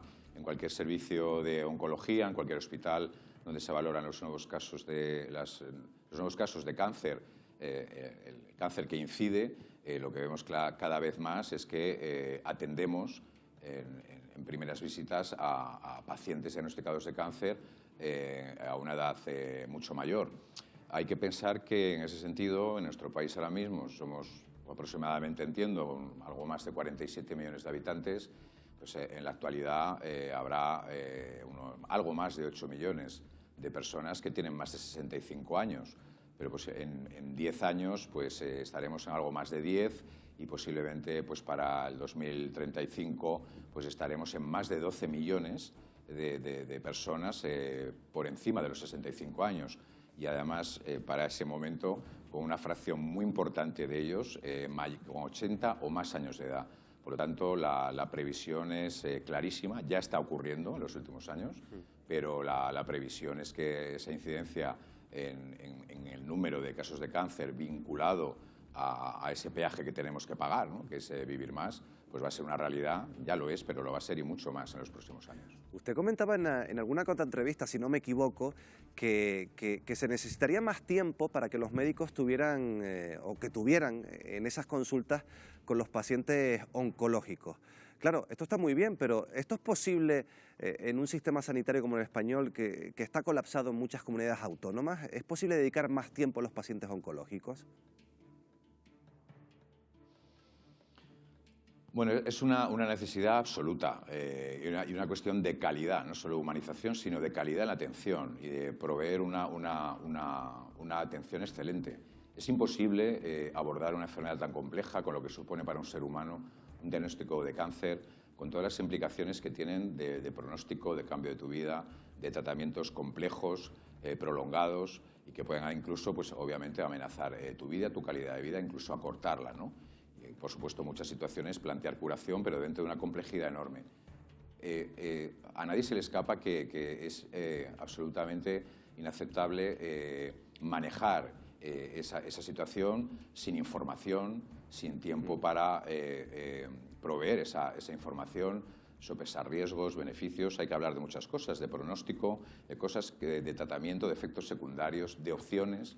El paciente necesita el máximo de información importante, cualificada, para que el paciente tome su decisión. Es absolutamente imposible hacer eso con limitación de tiempo. Y como usted muy bien señala, esto es una necesidad obvia. Es que es además una cuestión de sentido común, pero obviamente pues hay que hacer lo posible para que el sistema pueda proveer no solo esa atención humanizada, que obviamente lo es, sino que es además de calidad y absolutamente necesaria. Y por lo tanto, pues habrá que dimensionar plantillas, medios y recursos para que esto sea así. Otro asunto polémico. Nadie puede concebir que en una consulta... Sí, perdone, es que nos vamos quedando sin tiempo, le voy a pedir brevedad, presidente. Sí. Otro asunto polémico, ¿cómo está la situación de la investigación en España? ¿Se dedican los recursos suficientes para investigar sobre el cáncer? Brevemente. Esta es muy breve, la respuesta es no. Claramente, no se destinan los recursos ni de lejos de lo que haría falta, incluso comparándonos con países de nuestro entorno, aunque el nivel de la investigación de los investigadores, de grupos cooperativos, de investigadores básicos, es altísimo, pero la investigación es cara, cuesta dinero y necesita inversión y financiación. Y claramente es, a todas luces, absolutamente insuficiente. Y por parte de la iniciativa privada, más allá de la industria farmacéutica, es también bastante insuficiente. Bueno, Álvaro Rodríguez Lescure, muchas gracias por estar esta noche con nosotros hablando de este asunto. Muchas gracias. Muy bien, gracias a ustedes. Bueno, dos asuntos con los que hablaba, o de los que hablaba. Por un lado, esto último, la investigación. No se dedica recursos suficientes para investigar sobre el cáncer en nuestro país. Juan. El tema es que no se dedican ni públicos ni para el cáncer, y privados tampoco. Hay algunos tratamientos que cuestan por paciente al año para tumores, por ejemplo, entre 40.000 y casi 100.000. Todo se está pagando. Afortunadamente tenemos una sanidad pública que lo está afrontando. Lo ideal sería que hubiese más investigación desde el lado público para que no se dependan de las farmacéuticas y para que los precios de esos tratamientos no haya que estarlo pagando en la industria privada y no sean tan caros. Claro, el problema es que cuando tienes unos recursos limitados tienes que decidir a dónde los destinas. Es decir, las investigaciones son investigaciones caras, son procesos que llevan bastante tiempo y el empleo de grandes recursos, no solo económicos, sino también personales, de profesionales. Pero luego te ahorras, si no le pagas a las farmacéuticas los derechos, digamos. Claro, pero quizá una comunidad como la Canaria, por ejemplo, que tiene un gran problema sanitario de atención, de listas de espera, probablemente el dinero se destina a invertir en lo más urgente, que sea en la atención de las personas que ya están enfermas, y quizá otras comunidades o a nivel estatal quepa mayor posibilidad de destinar recursos a investigación. Sí, habría que destinar más recursos, evidentemente, a investigación, más también a prevención, pero hay un dato también que quería comentar con lo que decía Juan antes, con lo de Amancio Ortega, ¿no? Hay una cuestión que ahora mismo dice, bueno, pues hace falta más dinero, pues que venga más ese dinero, que no es tanto una limosna, sino es una fundación, porque no es la empresa, no es Inditex, es una fundación la que da ese dinero. Yo coincido con Paco, a lo mejor soy un poco antiguo, pero si alguien me invita a una cerveza, no le digo si ha pagado bien la declaración de la renta. Eso hay otras cosas, ¿no? Otras formas de hacerlo. A lo mejor tendríamos que facilitar que otro tipo de empresas que tienen puertas giratorias y no donan, que donen a investigación, para ayudar a lo público. Porque ¿qué hubiese pasado si Amancio Ortega, en vez de a la sanidad pública, le da esto a la sanidad privada?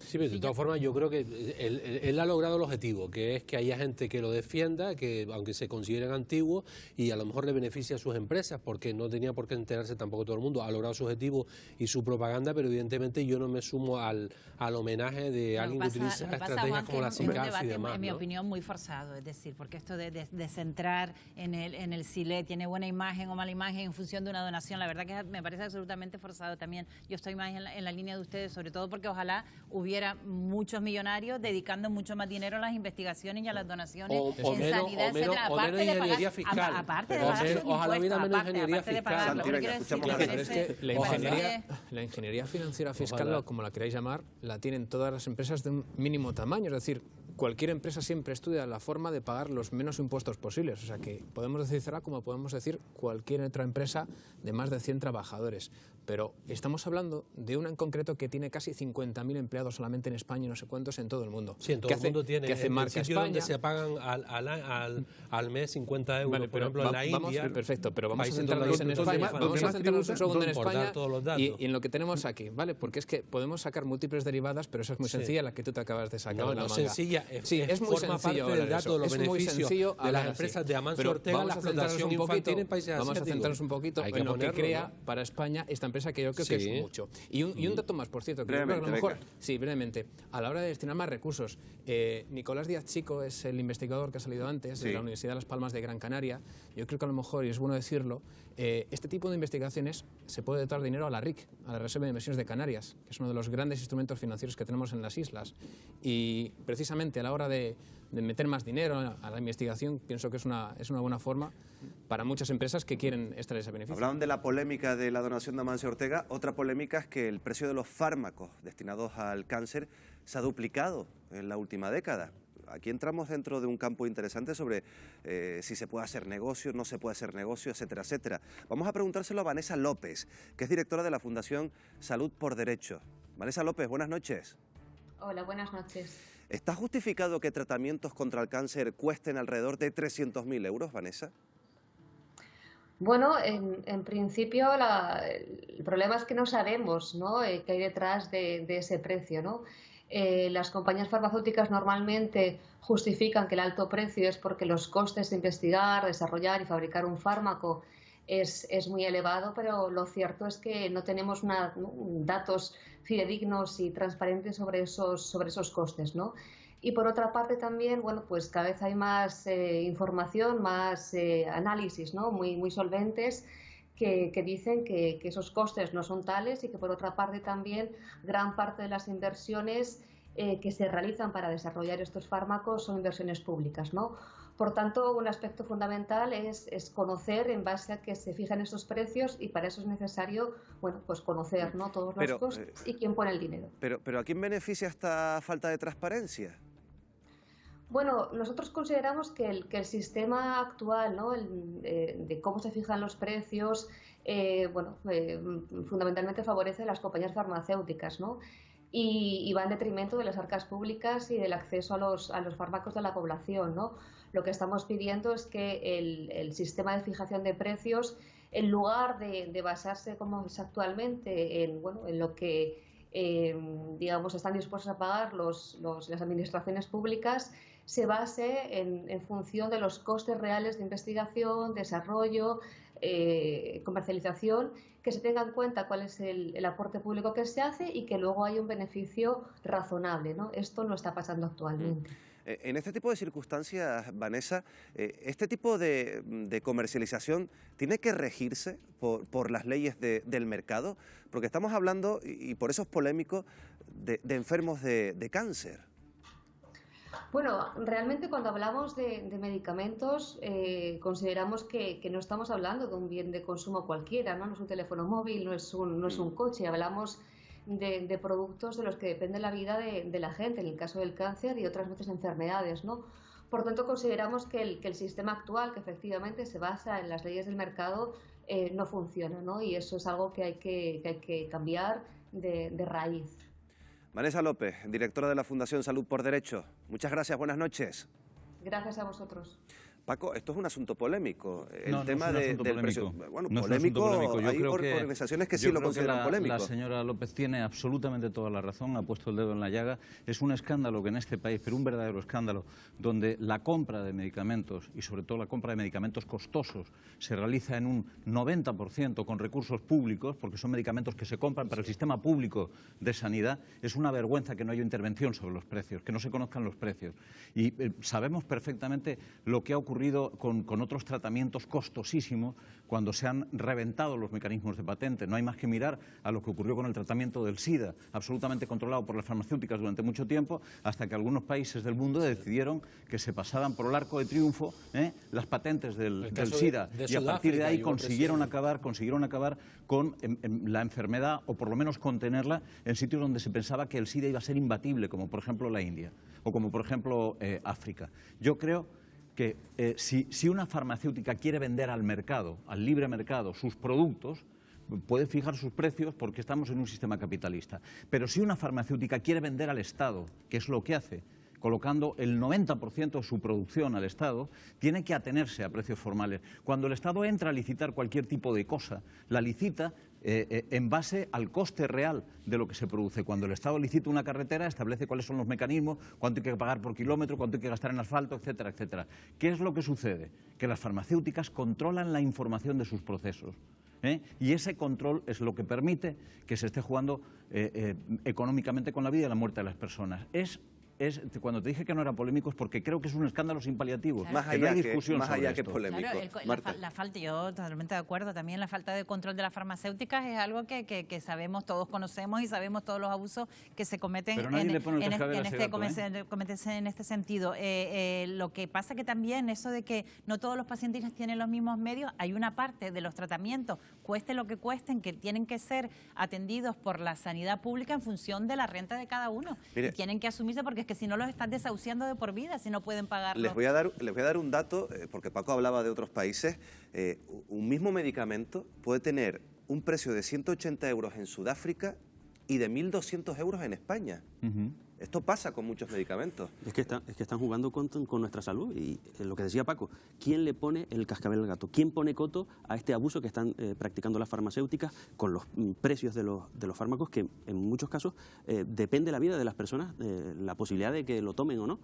Yo creo que llega ya, es el momento ya de ponerse firme en este asunto y de hacer que las farmacéuticas, como bien se ha dicho aquí, pues no hagan negocio, en definitiva, con la vida de las personas. Pero se está incumpliendo la ley de transparencia al no saber de qué manera se pagan o se fijan estos precios, Carlos. Pues eso, si no se hace, es culpa también de las instituciones que deberían exigirlo, pero es que el poder de las farmacéuticas es muy grande, es muy amplio y hacen uso de ese poder para dominar incluso a los gobiernos, pero está claro que hay que acabar, hay que frenar ese avance capitalista tremendo que tienen las farmacéuticas porque está jugando con la salud. 180 euros en Sudáfrica, a lo mejor es casi como 1.200 en España, pero evidentemente es una vergüenza que pongan los precios según la renta media de cada país. Y a mí me parece, me sumo a lo que se está diciendo aquí, y escandaloso cuando entran los agentes estos que venden productos farmacéuticos en los centros de salud públicos y se ponen a negociar con los médicos. Se han hecho algunos cambios legislativos, algunos códigos deontológicos que plantean, por ejemplo, que si algún médico va a algún congreso que lo publique, ¿no? Y que se diga quién patrocina, porque también es una auténtica vergüenza, ¿no? Como el tema de los genéricos no ha triunfado tanto precisamente por la compra o el soborno de estas industrias a médicos y a médicos de hospitales públicos. Bueno, hay que decir también que el tema de los visitadores médicos que está diciendo Juan, eso ya se reguló bastante más.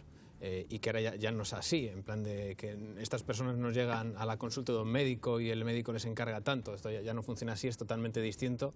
Hace una labor de asesoramiento en principio, ¿vale? Es lo que suena bien, lo de asesoramiento. No, pero es lo que pasa ahora mismo. Sí. Estas personas, no te lo digo porque es que conozco un poco el tema. Estas personas van cobrando, son comerciales y van cobrando si las empresas para las que trabajan detectan que los médicos a los que visitan, emplean más ese medicamento determinado.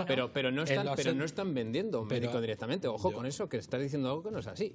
Pero en los centros no deberían de entrar en los centros públicos. Lo lógico sería que en una consejería de sanidad... Eso es otra posibilidad. Eso es lo que estoy planteando yo, porque lo otro ya se Pero verá. no están vendiendo directamente a ningún médico. Yo no estoy diciendo que venden. Se le puede llamar asesoramiento o le puede llamar... Se ha reabierto, por cierto, ¿no? en los últimos meses la idea de una farmacéutica pública. Yo no sé si esta idea es valorable, es asumible.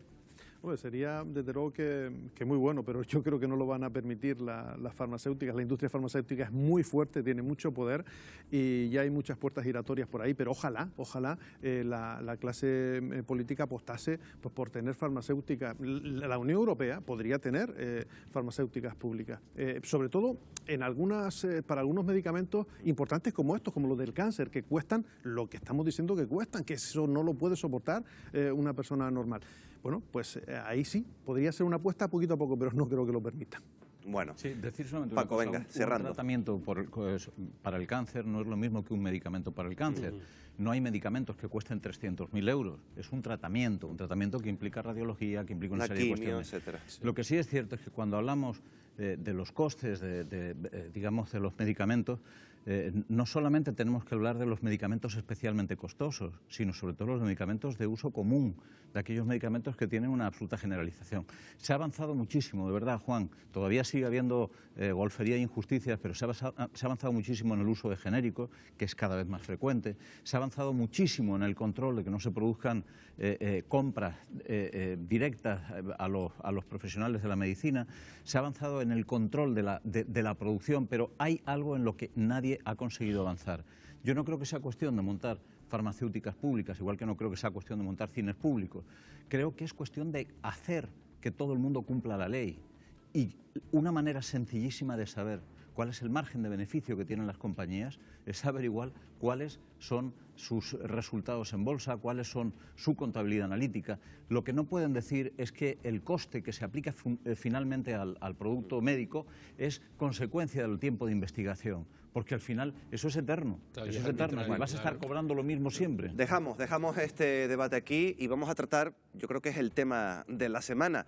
La imagen que vamos a ver era impensable hace tan solo unas semanas. La estamos viendo ya. Después de meses sin ponerse de acuerdo, bastaron 24 horas para pactar lo que parecía imposible, un gobierno de coalición entre el Partido Socialista y Unidas Podemos. Una coalición que hace tan solo unos meses, como decía, le quitaba el sueño a Pedro Sánchez. Escuchen. Bien, yo sería presidente del gobierno y tengo que reconocerle que sería un presidente del gobierno que no dormiría por la noche, junto con el 95% de los ciudadanos de este país que tampoco se sentirían tranquilos, incluso votantes de Unidas Podemos. Bueno, pero han bastado unas nuevas elecciones que han servido sobre todo para aupar a Vox, para que Pedro Sánchez haya pasado de no poder dormir a sentirse ilusionado. En todo caso, el proyecto político es tan ilusionante que supera cualquier tipo de desencuentro que hayamos podido tener durante los últimos meses. Enseguida vamos a preguntar a nuestros contertulios por qué ahora sí y antes no, por qué ahora sí hay un pacto de gobierno y hace 3 o 4 meses no. Pero a partir de este pacto, de este principio de acuerdo, se abre una puerta sobre todo para conseguir apoyos. Hay que sacar la calculadora, Wendy, porque no todo está hecho con ese pacto PSOE-Unidas Podemos. Vamos a tener que empezar a contar con esa calculadora, sí, como bien decías, porque tras el pacto de Sánchez-Iglesias, PSOE y Podemos sumarían 155 diputados con la certeza de que contaría con los 3 de Más País. Aún con estos 158 diputados, la investidura aún seguiría en el aire. Y como bien decías, vamos a tener que hacer cálculos, así que pendientes en casa porque los vamos a hacer además apoyados con este gráfico. Bueno, aquí lo que tenemos, esto es prácticamente lo que se tiene ahora, 158 diputados. Pero claro, hace falta mayoría absoluta en esa primera votación de investidura, pero es que en una segunda votación hacen falta más síes que noes. ¿Y cómo va ese cálculo? Vamos a ello. Con estos 158 diputados tendríamos que sumar así uno del Partido Regionalista de Cantabria, ahí lo tenemos, otro más de Teruel existe, los 6 del Partido Nacionalista Vasco y uno más del Bloque Nacionalista Gallego. Así tendríamos 167 votos a favor. En este escenario, Sánchez necesitaría 17 abstenciones para ser investido en esta segunda vuelta. Vamos a sumar, por ejemplo, qué pasaría si hay apoyo de Nueva Canarias y de Coalición Canaria. pues con el apoyo de los nacionalistas canarios, Sánchez sumaría, en este caso, ahí lo Aquí lo estamos vemos. viendo, 169 síes y solo necesitaría 13 abstenciones, precisamente justo los escaños con los que cuenta Esquerra Republicana. Bueno, aquí es una de las claves. 13 votos, 13 abstenciones. Hay que fijarse en Esquerra Republicana. ¿Qué pasaría si finalmente Esquerra Republicana vota no a la investidura de Sánchez? Si Esquerra Republicana votara no, este va a ser el panorama, exactamente, 181 votos en contra frente a los 169 a favor, es decir, no saldría adelante esa investidura de Sánchez. Bueno, vamos a buscar otras opciones. Vamos a buscar. Si esto no sale adelante, como lo estamos viendo en la pantalla, otra opción es que Pedro Sánchez, el Partido Socialista, se una a Ciudadanos. Cabe la posibilidad de esa opción. Siendo así, escuchen bien, ¿Qué tiene que pasar? solo necesitaría la abstención del Partido Popular y un único voto de otra formación, independientemente de que el resto de las formaciones voten en contra. Por ejemplo, imaginemos que Coalición Canaria y Nueva Canarias lo apoyan. Este sería el resultado. 132 votos a favor, como decíamos, con la abstención del Partido Popular, y con el no de los 129 votos ya se podría llevar a cabo esta investidura. Este sería el panorama en el caso de que Ciudadanos acceda. Sería una segunda votación en la investidura bastante ajustado, una situación también complicada, como casi todas las posibilidades que tenemos por Así está delante. la cosa. Gracias, Wendy. Con la calculadora, hemos sacado la calculadora. Vamos a trasladarle a los colaboradores esta noche la cuestión que yo dejaba en el aire. Ya saben, esta semana se ha producido pues esa firma, ese principio de preacuerdo, y yo, antes de sacar la calculadora con Wendy, pues preguntaba por qué ahora sí y antes no. Porque entre las primeras elecciones y estas segundas elecciones han pasado 6 meses. ¿Por qué antes no se aceptaba una vicepresidencia de Unidas Podemos? Ahora sí. ¿Por qué antes no con Pablo Iglesias y ahora sí? Santi, que te veo a sentir. Bueno, yo creo que por dos razones fundamentalmente. Porque los resultados electorales han dicho al Partido Socialista que, a pesar de la repetición de los comicios, no ha mejorado sus resultados, sino que los ha empeorado. Y también se han dado cuenta de que ese logro que querían, que era mantener un gobierno central tan solo de un color político, gobernado únicamente por el Partido Socialista, es totalmente imposible. Así que el mal menor es gobernar junto con Unidas Podemos, si se puede. Yo creo que evidentemente Pedro Sánchez se dio cuenta de que la jugada maestra que pretendía lanzar, que era conseguir un mayor apoyo popular en estas segundas elecciones, no le fue tal y como tenía previsto, porque no contaba con la reacción que iba a producirse en Cataluña.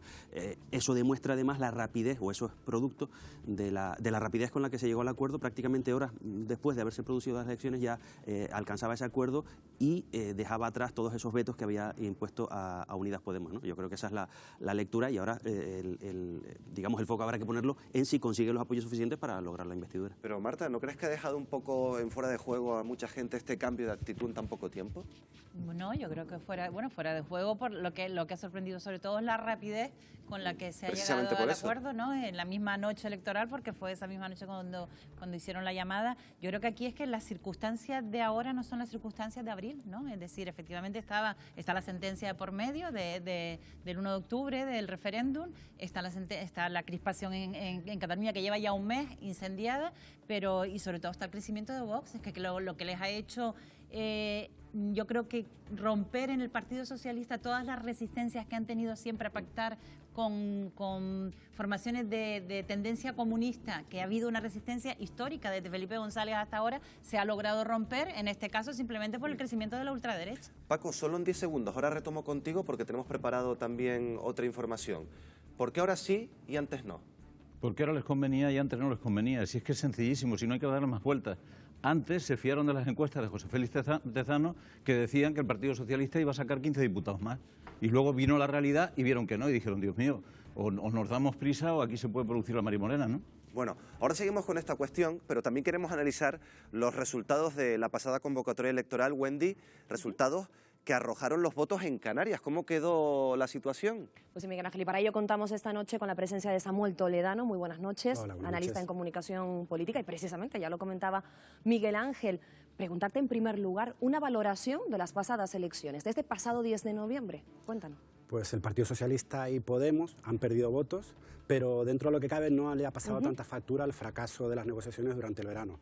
De hecho, el Partido Socialista sigue consolidado como la primera fuerza, salvo en las zonas de los nacionalismos periféricos, particularmente Cataluña y el País Vasco, y está consolidado además como el partido más apoyado por la población con las rentas más bajas, frente al PP y Vox, que son los partidos preferidos por las personas con las rentas superiores.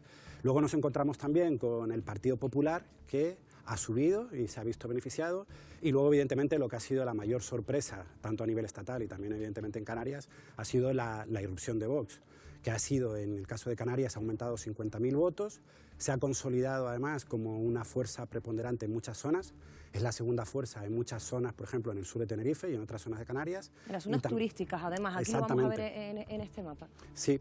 Tiene ahí un peso, no solo como primera fuerza en esta zona, sino también como segunda fuerza en otras zonas. Llamativo porque son zonas donde existe una gran presencia de población extranjera y evidentemente teniendo en cuenta el discurso, en este caso, que es un discurso marcadamente anti-inmigración que tiene Vox, pues llama la atención y ya luego evidentemente pues nos encontramos con la otra sorpresa que existe en estas elecciones, que es la caída de Ciudadanos. Así es, también cabe destacar el tema de los partidos nacionalistas, ¿no? Sí, exactamente. Los partidos nacionalistas nos encontramos además que Coalición Canaria y Nueva Canarias en estas elecciones han perdido 50.000 votos de los que habían obtenido por separados en las anteriores elecciones en abril y como vemos se ha mantenido de alguna forma en algunas zonas rurales y dentro de lo que cabe se consolida también un poco la caída y dentro de esto lo que podemos también ver es que tampoco han aprovechado la caída de Ciudadanos, que ha sido muy llamativa. Ahí quería ir, a Ciudadanos. Ha desaparecido en Canarias. ¿A dónde ha ido ese voto, Samuel? Fueron 100.000 votos y lo que sucede también a nivel nacional ha pasado a nivel en Canarias. Ciudadanos en esa deriva que ha tenido desde un partido de centro a centro-derecha, derecha y extrema-derecha, al final se ha encontrado con que hay un partido original de extrema-derecha que es Vox y el ciudadano o el votante en este caso ha visto un partido copia, una falsificación, por decirlo de alguna forma, que era Ciudadanos y ha visto un partido original que es Vox y entre la copia y el original pues han optado por Vox. Quería preguntarte precisamente, ¿por qué tantos votos a Vox? ¿Por qué ese auge? ¿Cómo de la noche a la mañana tantos canarios se han levantado siendo de extrema derecha? A ver si nos lo puedes explicar brevemente. Claro, la extrema derecha ha existido en España, al fin y al cabo no deja de ser heredera del franquismo y de la ideología fascista. Lo que sucedía es que el Partido Popular tenía un amplio espectro dentro del centro-derecha y ahí de alguna forma estaban esos votantes. Lo que ha sucedido ahora es que hay un partido genuino, exclusivo, de extrema derecha, que es el caso de Vox, y además es un partido honesto y coherente con lo que piensa y luego con lo que dice y hace. Algunos partidos, digamos, tienen un diferente comportamiento entre lo que dicen y hacen, pero Vox dice que la inmigración es el problema de España, lo responsabiliza de la delincuencia, lo responsabiliza del problema de la sanidad y hasta incluso de alguna forma pues lo señala. Y lo mismo podemos hablar con la ideología de género, que culpan a una especie de grupos feminazis o el adoctrinamiento que puede existir a lo mejor en escuelas para la orientación sexual. Se nos echa el tiempo encima. Te voy a pedir brevedad para la siguiente pregunta porque no quiero terminar contigo sin antes decírtela. Esta en relación a los medios de comunicación y es que según las conclusiones del último CIS, la mayoría de los españoles, muchos españoles, eligen más las redes sociales para informarse de la campaña electoral antes que la prensa escrita, la radio, incluso antes que los programas electorales. ¿Cómo ha influido esto? ¿Cómo ha repercutido en estas últimas elecciones? Y hablaríamos así de que nos enfrentamos a una sociedad peor informada. Sí, sin duda Internet ha llegado a una situación paradójica. Existe mucha información, pero existe mucha desinformación porque el ciudadano no sabe informarse. Las redes sociales también tienen un elemento curioso y es que vamos a las redes sociales, pero gran parte del contenido informativo que está en las redes sociales viene de los medios corporativos. Por lo tanto, lo que hay que hacer es apuntar al contenido, a los medios de comunicación y a buscar de alguna forma que cambien la dinámica que tienen los medios de comunicación y empezar, en el caso de las coberturas de las campañas electorales, a cambiar por completo lo que hacen. Es decir, empezar a retomar el control de la agenda informativa, no dar pie, no publicar determinado tipo de informaciones que sabemos que alimentan discursos de odios, que es lo que hace habitualmente Vox, y de alguna forma que el medio de comunicación, los periodistas y también la ciudadanía y las autoridades públicas vuelvan a tener conciencia de la importancia del periodismo como agente que garantiza el derecho fundamental a la información. Nos quedamos con ese último mensaje. Gracias por estar esta noche con nosotros, Samuel Toledano. Gracias a ustedes. Y gracias también por hacernos despejar algunas dudas sobre esta última campaña, Miguel Ángel. Bueno, ahora seguimos analizando estos datos bastante interesantes. Seguimos analizando cómo suma también Pedro Sánchez de cara a esa investidura y vamos a hablar con uno que puede ser clave, con Pedro Quevedo de Nueva Canarias. Va a ser tan solo en unos minutos. Ahora volvemos.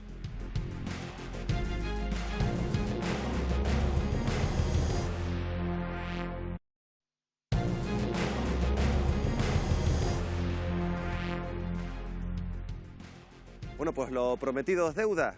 Está con nosotros Pedro Quevedo, diputado electo por la provincia de Las Palmas, por Nueva Canarias. Señor Quevedo, muy buenas noches. Hola, buenas noches. ¿Qué va a hacer Nueva Canarias? Esta mañana escuchábamos y atendíamos a esa rueda de prensa de Coalición Canaria y Nueva Canarias, abiertos a sumar.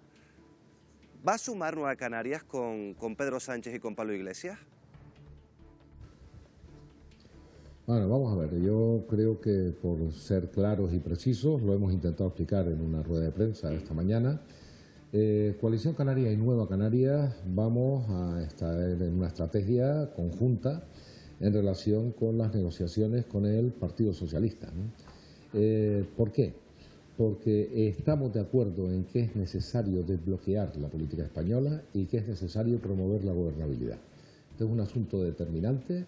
Estos 7 meses lamentables de desacuerdo han hecho un daño tremendo a la gente y en Canarias más, y por lo tanto es necesario intentar desbloquear. Eso significa, escuchamos lo que tenga que plantear el Partido Socialista, diremos que nosotros exigimos el cumplimiento con los derechos de Canarias y con los derechos consolidados en los últimos años, y dependiendo de lo que surja de ahí, vamos a los órganos de dirección de cada partido. Y si el acuerdo es que sí, por supuesto, estaremos encantados en votar a favor.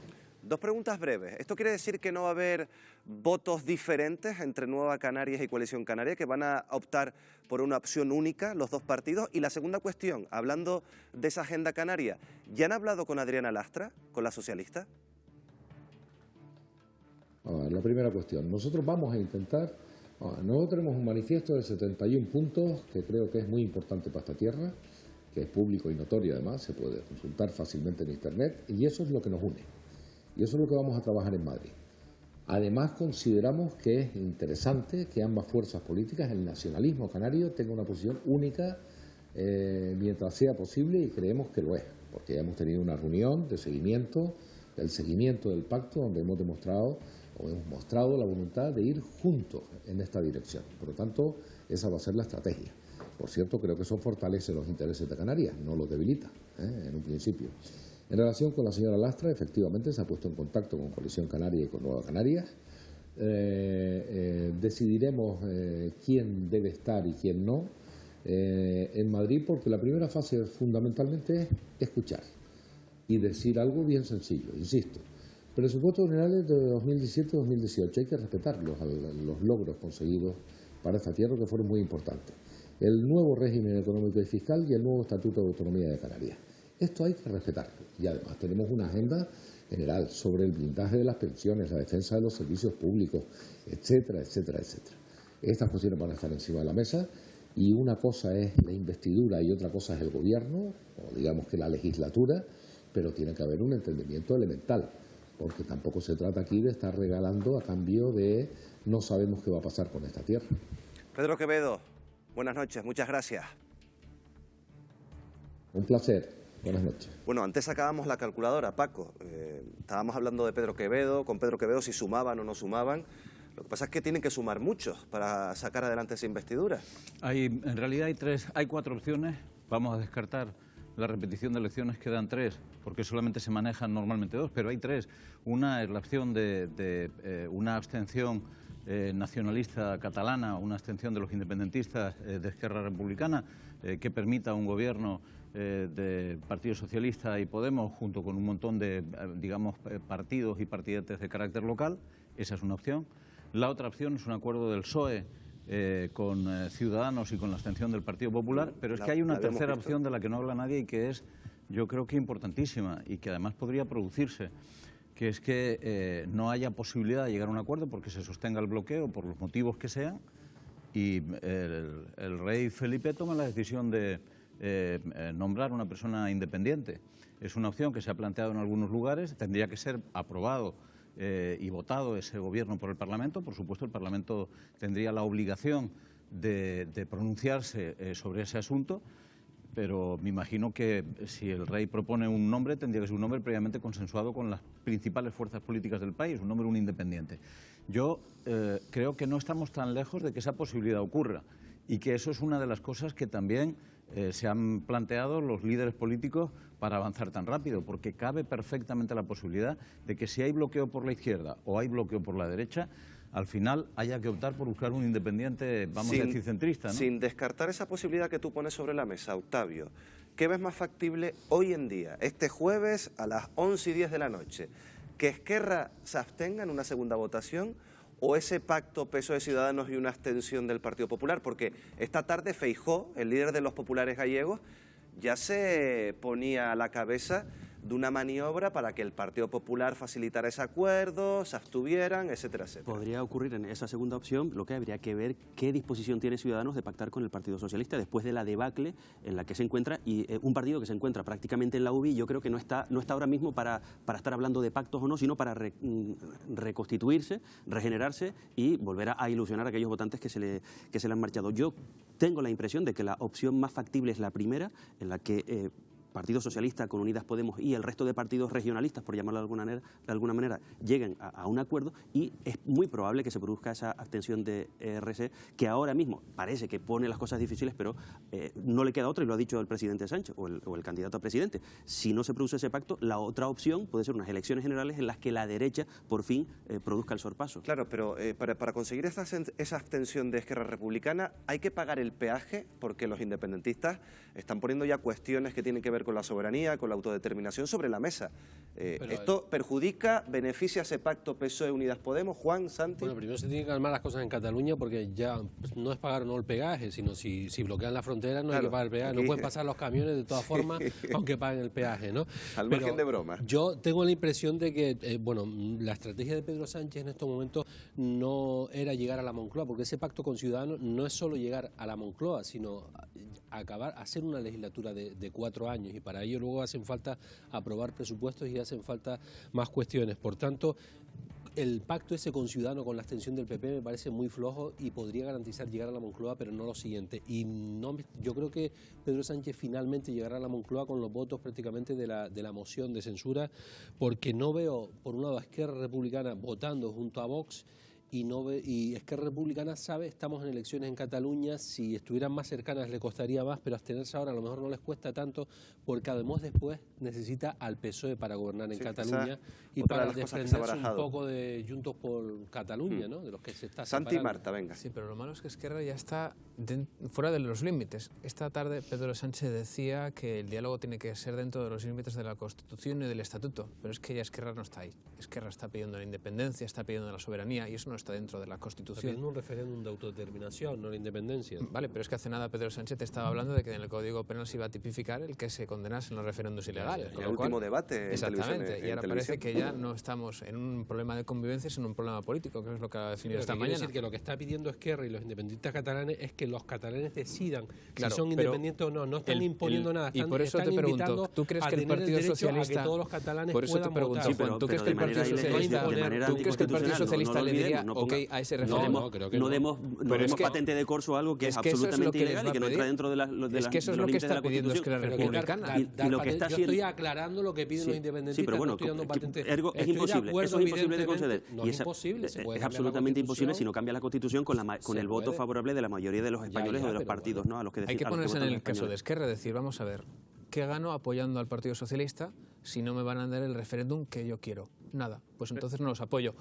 ¿Y qué pasa? ¿Qué pasa a Esquerra Republicana si se repiten unas elecciones generales y, como decís, gana la derecha? Y dice, pues nada, porque encima políticamente me viene estupendamente combatir a un gobierno de derecha. Marta, venga, que me pidió el turno de palabra. Yo creo que no le viene estupendamente combatir un gobierno de derecha y que van a intentar no llegar a eso. No olvidemos que Esquerra ya tuvo su predisposición a abstenerse en el 28 de abril cuando todavía estaba el PSOE diciendo que estaban dentro del marco constitucional, como no puede decir otra cosa, pero no Podemos, que Podemos entonces no había renunciado al referéndum de autodeterminación y ahora sí ha renunciado a él. O sea, el marco ya que están estableciendo de punto de partida es distinto. A mí Pedro Quevedo hizo una precisión que me parece importante, que dijo, una cosa son los apoyos de investidura, otra de legislatura. Sí, y es verdad que para los apoyos de investidura, en el caminar de Esquerra es posible que al final se lo termine dando por las razones que sean y porque lleguen a una mesa de diálogo o no, o las que sean, pero que puedan llegar. Pero una vez que tenga la investidura, a ese gobierno no hay quien lo tumbe. Ya no hay alternativa a echar ese gobierno. Será un gobierno débil, pero estará durante 4 años con un... Pero no, un segundo, es que las elecciones se convocan porque no se pueda aprobar los presupuestos. También Ojo. habría que pactar la investidura y los presupuestos. Como que no se puede tumbar, como que no se puede tumbar, claro que sí. Pero no se tumba con una moción, ya no sumaría porque la derecha no suma. Esa es la realidad. Justamente, ese creo yo que es la jugada de Esquerra, creo que puede ser esa. Es decir, ahora mismo ellos ponen 2 líneas rojas, que es el referéndum del que estábamos comentando o el indulto, o las dos cosas. Bien, es el papel que ellos tienen que jugar. Saben que no lo van a lograr de entrada en un acuerdo, pero por eso dirán, bueno, nos abstenemos y vamos a seguir peleando, porque sabemos que después viene el presupuesto. Después vienen los presupuestos y viene la gobernabilidad del país. Y esto es lo que han puesto sobre la mesa al principio, pero creo que serán inteligentes, apoyarán absteniéndose y esto seguirá siendo repetitivo. Para aportarles está tan claro que la apoyarán absteniéndose que ya Pedro Sánchez está haciendo los primeros guiños. Ya ha hablado de la existencia de no de una crisis de convivencia, sino de una crisis política, de una crisis territorial. Ya está cediendo en el lenguaje, Está cediendo algunas pretensiones. No, pero es que... Decir que eso siempre dijo que era un problema político territorial en el Estado español. No, pero una cosa es el lenguaje que utilice. Se aceptó en primera instancia, hace unos meses, la figura del relator y luego rompió las cartas. Pero es decir, hay un problema que tú, para ganarte el apoyo en una investidura, puedas ceder, como hizo Aznar, no lo hizo hace tanto tiempo Aznar, en el 98, cuando habló del movimiento de liberación del pueblo vasco, y no lo hacía para declarar la independencia o favorecer los fines de la banda ETA, que era la independencia, sino para sentarse simplemente a negociar con ellos. Hay una cosa que es muy discutible y dudosa, que es que ETA fuera un movimiento de liberación nacional, ponía bombas y mataba gente, eliminaba a los adversarios, pero que en España hay un problema territorial y que ahora mismo está más centrado. Es un problema ficticio creado por las fuerzas independentistas a base del control de la educación, a base del control... Hace 300 años estaba en 2012, la TV3 entonces. En 2012, ¿cuál era el porcentaje de independentistas? Ha crecido exponencialmente en los últimos 5 años. Vale, está bien. Bueno, vamos a 2012. Bueno, por no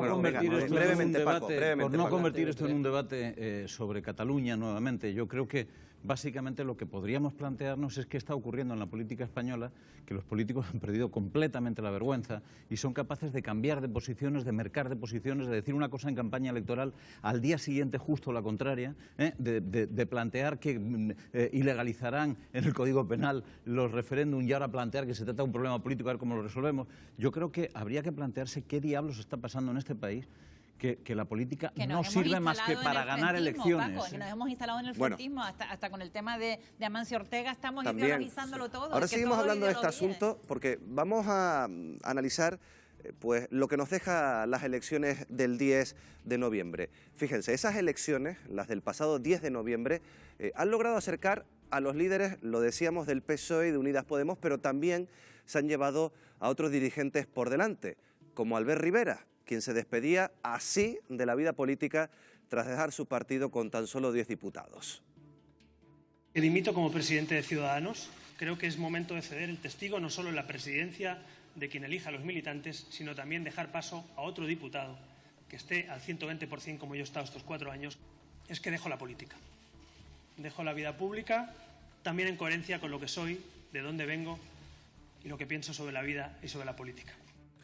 Ese era precisamente el momento. Canarias no estuvo al margen de la debacle de Ciudadanos. En las islas se quedaron sin los 2 diputados que mantenían desde 2015. Por ejemplo, Melissa Rodríguez no pudo reprimir las lágrimas en la misma noche electoral. Ha sido un honor, ha sido un honor representar a las islas.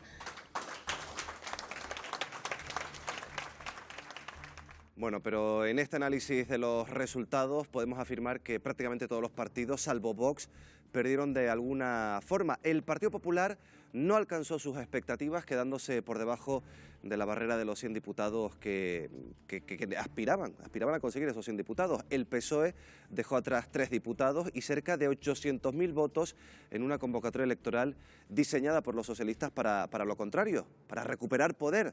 Y el retroceso también de Podemos avanza, lo estamos viendo a medida que se convocan elecciones. Si en 2015 lograron 71 escaños, el pasado mes de abril obtuvieron 42 y fijan ahora su tope en 35 diputados.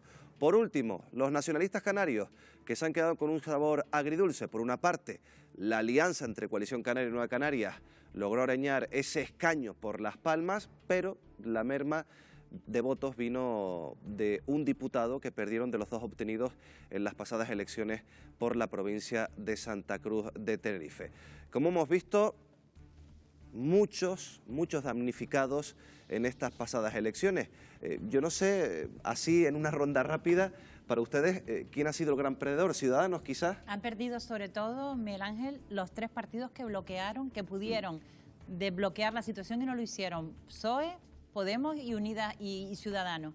Fueron los 3 que realmente han perdido, y creo que es un castigo clarísimo del electorado. En el caso de Canarias, Coalición Canaria y Nueva Canarias perdieron más votos que el Partido Socialista. Pero eso es otra cosa. Y respecto a eso, yo creo que el tema de la unidad de acción que ha planteado Quevedo y Coalición Canaria y Nueva Canarias tiene mucha importancia. Tiene mucha importancia, no solo que, por cierto, han sido los últimos que han sido llamados a consultas. A mí me ha llamado mucho la atención ese dato, detrás de los cántabros, de Existe Teruel, etcétera, etcétera, y fueron llamados cuando cambió el diputado del PNV que bailó con... Sí, cuando se quedaron con 6 y no con 7. Cuando se quedaron justitos para poder. Yo creo que estaban ahí viendo si podían no contar con Coalición Canaria. Octavio, volviendo a Ciudadanos, ¿va a haber tiempo para que se recompongan o estamos en el principio del fin de Ciudadanos? No, hombre, yo creo que no, precisamente porque Arrimadas, desde mi punto de vista, era el gran valor de Ciudadanos, lo fue en Cataluña, cuando el procés, y yo creo que el hecho de haber sido llevada por Rivera a Madrid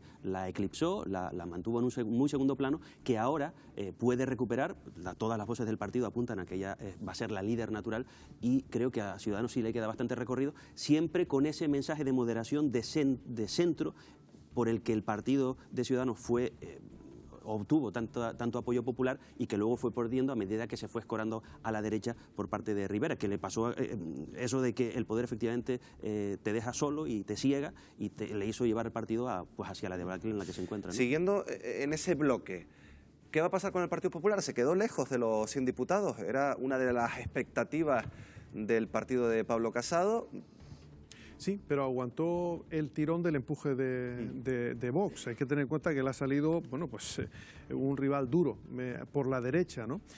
Yo hay una cosa que, hablando de los perdedores, yo no metería a Podemos entre los perdedores, porque hay que recordar que está también Más País, que le quitó muchos votos, ¿no? Yo creo que los perdedores de estas elecciones quizás son el PSOE y Ciudadanos, principalmente Ciudadanos, que está a punto de pasarlas muy difícil. El Partido Popular tiene también ahora que recuperar el espacio de centro, y quizá la lucha esté ahí entre Ciudadanos. Si se mantiene en el centro derecha, lo va a absorber el Partido Popular. Si ellos se tiran un poquito a la izquierda, entonces recuperarán el centro. ¿Compartes también lo que dice Carlos de que Podemos no es uno de los perdedores de estas elecciones, Santi? Desde luego no es el mayor perdedor. Yo creo que Ciudadanos ahora ha cometido el mismo error que en su momento cometió en 2016 Podemos, cuando con esos resultados que acabamos de ver pensó que le podía dar el sorpaso al Partido Socialista y convertirse en el partido de referencia de la izquierda. Creo que Ciudadanos ha pretendido lo mismo por la derecha. En ambos casos me da a mí que han perdido de referencia un valor muy importante. La sociedad española le adjudicó a estos 2 partidos el papel de ser la nueva política. Venían a solucionar el problema del bipartidismo, y lo que quisieron fue convertirse en los partidos de referencia, sustituir a Partido Socialista y Partido Popular.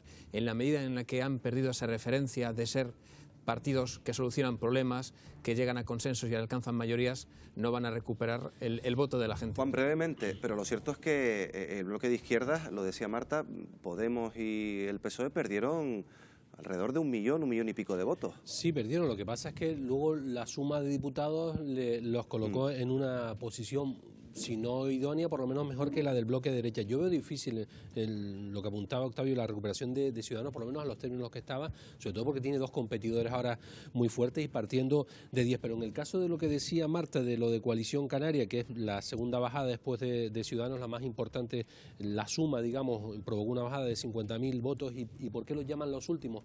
Porque en Madrid hay una confusión todavía grande. Es el discurso que ha tenido Ana Ramos durante toda una legislatura, un discurso antipodemos constantemente, que que lo cambió en esta campaña electoral porque tenía a Pedro Quevedo al lado, pero ese discurso ha calado. Yo sigo oyendo tertulias en Madrid que siguen diciendo Coalición Canaria le votará el diputado, pero la diputada no, porque a todo lo llaman pero Coalición bueno, Canaria, y eso en Madrid es sigue que también esa se confusión. presionó desde aquí, desde Canarias, para que no, si se podía no contar con ellos, no se contara. Digo que no lo sé, pero es que es curioso las declaraciones que acaba de hacer Ángel Víctor Torres en el sentido de si lo que van a condicionar es a la agenda canaria, oye, que ya nos las están dando, que ya estamos nosotros aquí para que nos las están dando. Es que coloca al gobierno de Canarias, la jugada de Nueva Canarias, en una situación bastante... ¿Podría haber presión desde el gobierno del Partido Socialista Canario? Pero desde luego a mí me ha resultado llamativo. Ahora seguimos hablando de este asunto porque si hay un ganador en estas últimas elecciones, sobre todo por el aumento de los votantes, es Vox. Ha doblado el número de escaños en la Cámara Baja, en el Congreso. Tiene ahora mismo 52 diputados, incluidos dentro de esos 52 los 2 canarios, los 2 que ha conseguido por las circunscripciones canarias. Y dicen en Vox que esto es debido al haber abierto los llamados, dicen ellos, debates prohibidos, Wendy. Pues sí, Miguel Ángel, y precisamente lo vamos a ilustrar en el siguiente informe. Lo que está claro es que más de 3,5 millones de votos respaldaron a Vox el 10 de noviembre. El partido de extrema derecha ha sido la fuerza más votada en Murcia y en Ceuta y reafirma su fuerza en Andalucía con 14 diputados y a solo 7.000 votos del Partido Popular. En Canarias han obtenido 2 diputados, 1 por cada provincia, y en Madrid, Comunidad Valenciana o Castilla y León han cosechado grandes resultados. Las únicas comunidades en las que no han obtenido representación han sido Galicia, Navarra, La Rioja, País Vasco y Melilla. Vox duplica sus resultados y con sus 52 diputados en el Congreso, España pasa a formar parte del grupo de los países europeos en los que la ultraderecha es más fuerte. Así felicitaban a su líder, Marine Le Pen y Matteo Salvini. Felicidades a su líder por su impresionante labor de oposición, que ya está dando sus frutos después de solo unos años. Gran avance de los amigos de Vox. Nada de racismo y fascismo. En Italia como en España, solo queremos vivir pacíficamente en nuestro propio hogar. Bueno, y al margen de las felicitaciones, una de las cosas que más enorgullecen a su líder, Santiago Abascal, es la de haber abierto los debates prohibidos y los define así porque aseguran que a los otros partidos les da miedo abordarlos. Uno de ellos es el del modelo territorial. Vox propone abolir las comunidades autónomas y volver a un Estado centralizado. Fuera autonomías y Gibraltar español. Otro de sus caballos de batalla es la inmigración. Aquí piden proteger a los españoles de los inmigrantes irregulares y además de pedir su expulsión. Solicitan que se les deje de dar asistencia médica porque es demasiado cara. Hay que terminar con la sanidad universal para los inmigrantes. ¿Cuánto nos cuesta eso, señor Sánchez? ¿1.000 millones de euros? ¿2.000 millones de euros? ¿3.000 millones de euros? Usted lo sabe. Y piden también derogar la ley de violencia de género porque consideran que discrimina a un sexo de otro. En su lugar, quieren promover una ley de violencia intrafamiliar. Tristemente, sigue habiendo todos los años muchas mujeres asesinadas, pero también hay niños y ancianos que resulta que llaman al 016 y por ser varón les cuelgan el teléfono. Y por último, plantean reformar el IRPF y dejarlo en 2 únicos tipos. Uno del 20% para todas las rentas hasta 60.000 euros y otro del 30% a partir de esa cifra. En la práctica, esto supondría que las rentas más altas serían las más beneficiadas por esta reforma. De hecho, según Gesta, supondría un ahorro de más de 128.000 euros para las rentas superiores a los 600.000 euros. Preguntarles, Miguel Ángel, ¿qué le parecen estos debates prohibidos que propone Vox? Bueno, no sabemos si la explicación del ascenso de Vox es, como dicen ellos, pues abrir estos debates prohibidos, pero ¿a qué achacan que Vox se haya convertido en la tercera fuerza en este país? Yo estoy convencido de que la política se ha convertido en algo en lo que se le da un extraordinario valor al cambio. En general está ocurriendo con todas las facetas de la vida humana. la velocidad, lo nuevo, la atracción por lo novedoso, y yo creo que lo que ha ocurrido con Vox básicamente es que nos hemos fiado del poder taumatúrgico de lo nuevo, ¿no? Es decir, de repente aparece una formación política que había estado de alguna manera oculta, vedada en los medios de comunicación, que no se había podido expresar por su propia boca, por decirlo de alguna manera, participa en un debate y primero proyecta la imagen de que no son tan radicales como se había dicho inicialmente, porque se los había presentado algo así como fascistas recalcitrantes que iban a imponer un Estado hitleriano o alguna cosa por el estilo, y que además manifiestan una serie de preocupaciones que son preocupaciones comunes a muchos ciudadanos españoles. Desde mi punto de vista son preocupaciones alimentadas, falsas, que no se sostienen, pero que son comunes a muchos ciudadanos españoles, concretamente a 3,5 millones de ciudadanos que les han votado. Esa es la clave de esta historia, es decir, ignorar lo que estaba ocurriendo con Vox, desde mi punto de vista, fue un error. Los ignoramos desde el punto de vista de sus propuestas, no se los combatió políticamente, pero sin embargo nos pasamos el tiempo enalteciendo, hablando de Vox, llevando a Vox continuamente a titulares, hablando de su crecimiento, hablando de sus posibilidades. Nos hemos cargado el sistema político español. Esa es la impresión que tengo. Yo lo primero que diría es que no hay debates prohibidos en España, ¿no es verdad? Hay debates superados que ellos pretenden reabrir, ¿no? Pero no debates prohibidos, porque eso es... antes decía Samuel Toledano, hablaba y dijo que Vox era un partido honesto porque cumplía con las promesas que hacía, ¿no? Yo creo que la honestidad es otra cosa, en cualquier caso podría ser coherente, ¿no? Porque la honestidad va a la defensa de los derechos humanos y de un montón de cuestiones que se están saltando a la torera de forma descarada, ¿no? Pero sí es verdad que son coherentes con intentar llevar a aplicar sus políticas. Lo grave no son ellos, lo grave es que cuenten con trampolines como Ciudadanos y el PP, que en las instituciones están avalando todas esas políticas y permitiéndoles llevarlas a cabo. Yo lo que creo es que, bueno, por ejemplo, en el tema de la inmigración o la postura en temas como la ley de violencia de género, yo no creo que quien haya votado a Vox en su gran mayoría, no soy analista político, pero entiendo que no lo han votado. De repente España no se ha vuelto franquista o se ha vuelto antifeminista. Yo creo que en parte tiene razón Paco cuando dice que efectivamente lo nuevo tiene cierto morbo, cierta atracción. Ha pasado con Podemos, que luego ha ido cayendo, ha pasado con Ciudadanos, que ha caído brutalmente, y le va a pasar a Podemos. Yo estoy seguro de que va a ser así. En todo caso, sí es verdad que yo creo que Vox ha dado en una tecla importante, que es el problema territorial, primero la cuestión catalana y segundo la distribución o la profusión de entidades, de diputaciones, de comunidades autónomas que sí el ciudadano está viendo como un coste extra que podría ahorrarse. Pero el conflicto catalán, Juan, explica este aumento de votos. Yo creo que sí, entre las cosas que citaba Paco, me da la impresión de que la gente no siente que los hombres están más marginados, que la gente no siente que la violencia machista sea un invento y la gente no se cree que un niño llame... Yo no he citado nada de eso, Juan, no. Revisa lo que he dicho, porque yo no me estaba refiriendo fundamentalmente... Que ha dado con sentimientos que hay gente que lo puede pensar en España. Sí, con sentimientos, pero me estaba refiriendo precisamente, porque como no dije ninguno, no digas que dije lo que no dije, me estaba refiriendo precisamente, por ejemplo, al tema de la unidad territorial, me estaba refiriendo al tema de la inmigración. Retiro la alusión a Paco. Hice alusión a que decía que había conectado con las necesidades de la gente y luego hice una relación de lo que Vox considera debates y necesidades de la gente. Son dos temas. De una parte de la gente, de 3,5 millones de españoles. Bueno, pues yo creo que 3,5 millones de españoles no se creen que un niño lo están matando y le están pegando y llama al 061 y le dicen que llame a otro sitio, como acaba de decir patéticamente Rocío Monasterio. Yo pienso que en la línea de Octavio, que el tema del nacionalismo español se ven más representados y consideran que la derecha acomplejada está representada por ahí porque tampoco está habiendo conflictos con temas migratorios en España y justo cuando había habido una caída en los últimos años del tema de la migración irregular. Yo creo que más bien es un grito de rabia que tiene que ver también con lo que se ha venido a llamar España vacía y que hay muchos ciudadanos que yo creo que piensan que sus comunidades, sus provincias, sus pueblos, sus ciudades están abandonadas en cuanto a sus necesidades y que no se potencian y que sin embargo sí que se potencia por otras razones de carácter fundamentalmente político a otras comunidades como Cataluña y como el País Vasco. Personas que viven a lo mejor en Soria, en Palencia, en La Rioja y dicen, bueno, y aquí no se invierte, aquí no se trae industria, aquí, ¿quién está pensando en nosotros? Nadie. Y ello creo que ese ha sido uno de los éxitos fundamentales de Vox, dar con esa tecla para despertar esa rabia. Los últimos 15 segundos para ti. Siguiendo en esa línea, totalmente de acuerdo, pero creo que a la extrema derecha hay que combatirla con argumentos, porque hay bastantes argumentos sólidos en el resto de partidos para que los ciudadanos se den cuenta de la realidad. Bueno, pues lo tenemos que dejar aquí, gracias a los 6.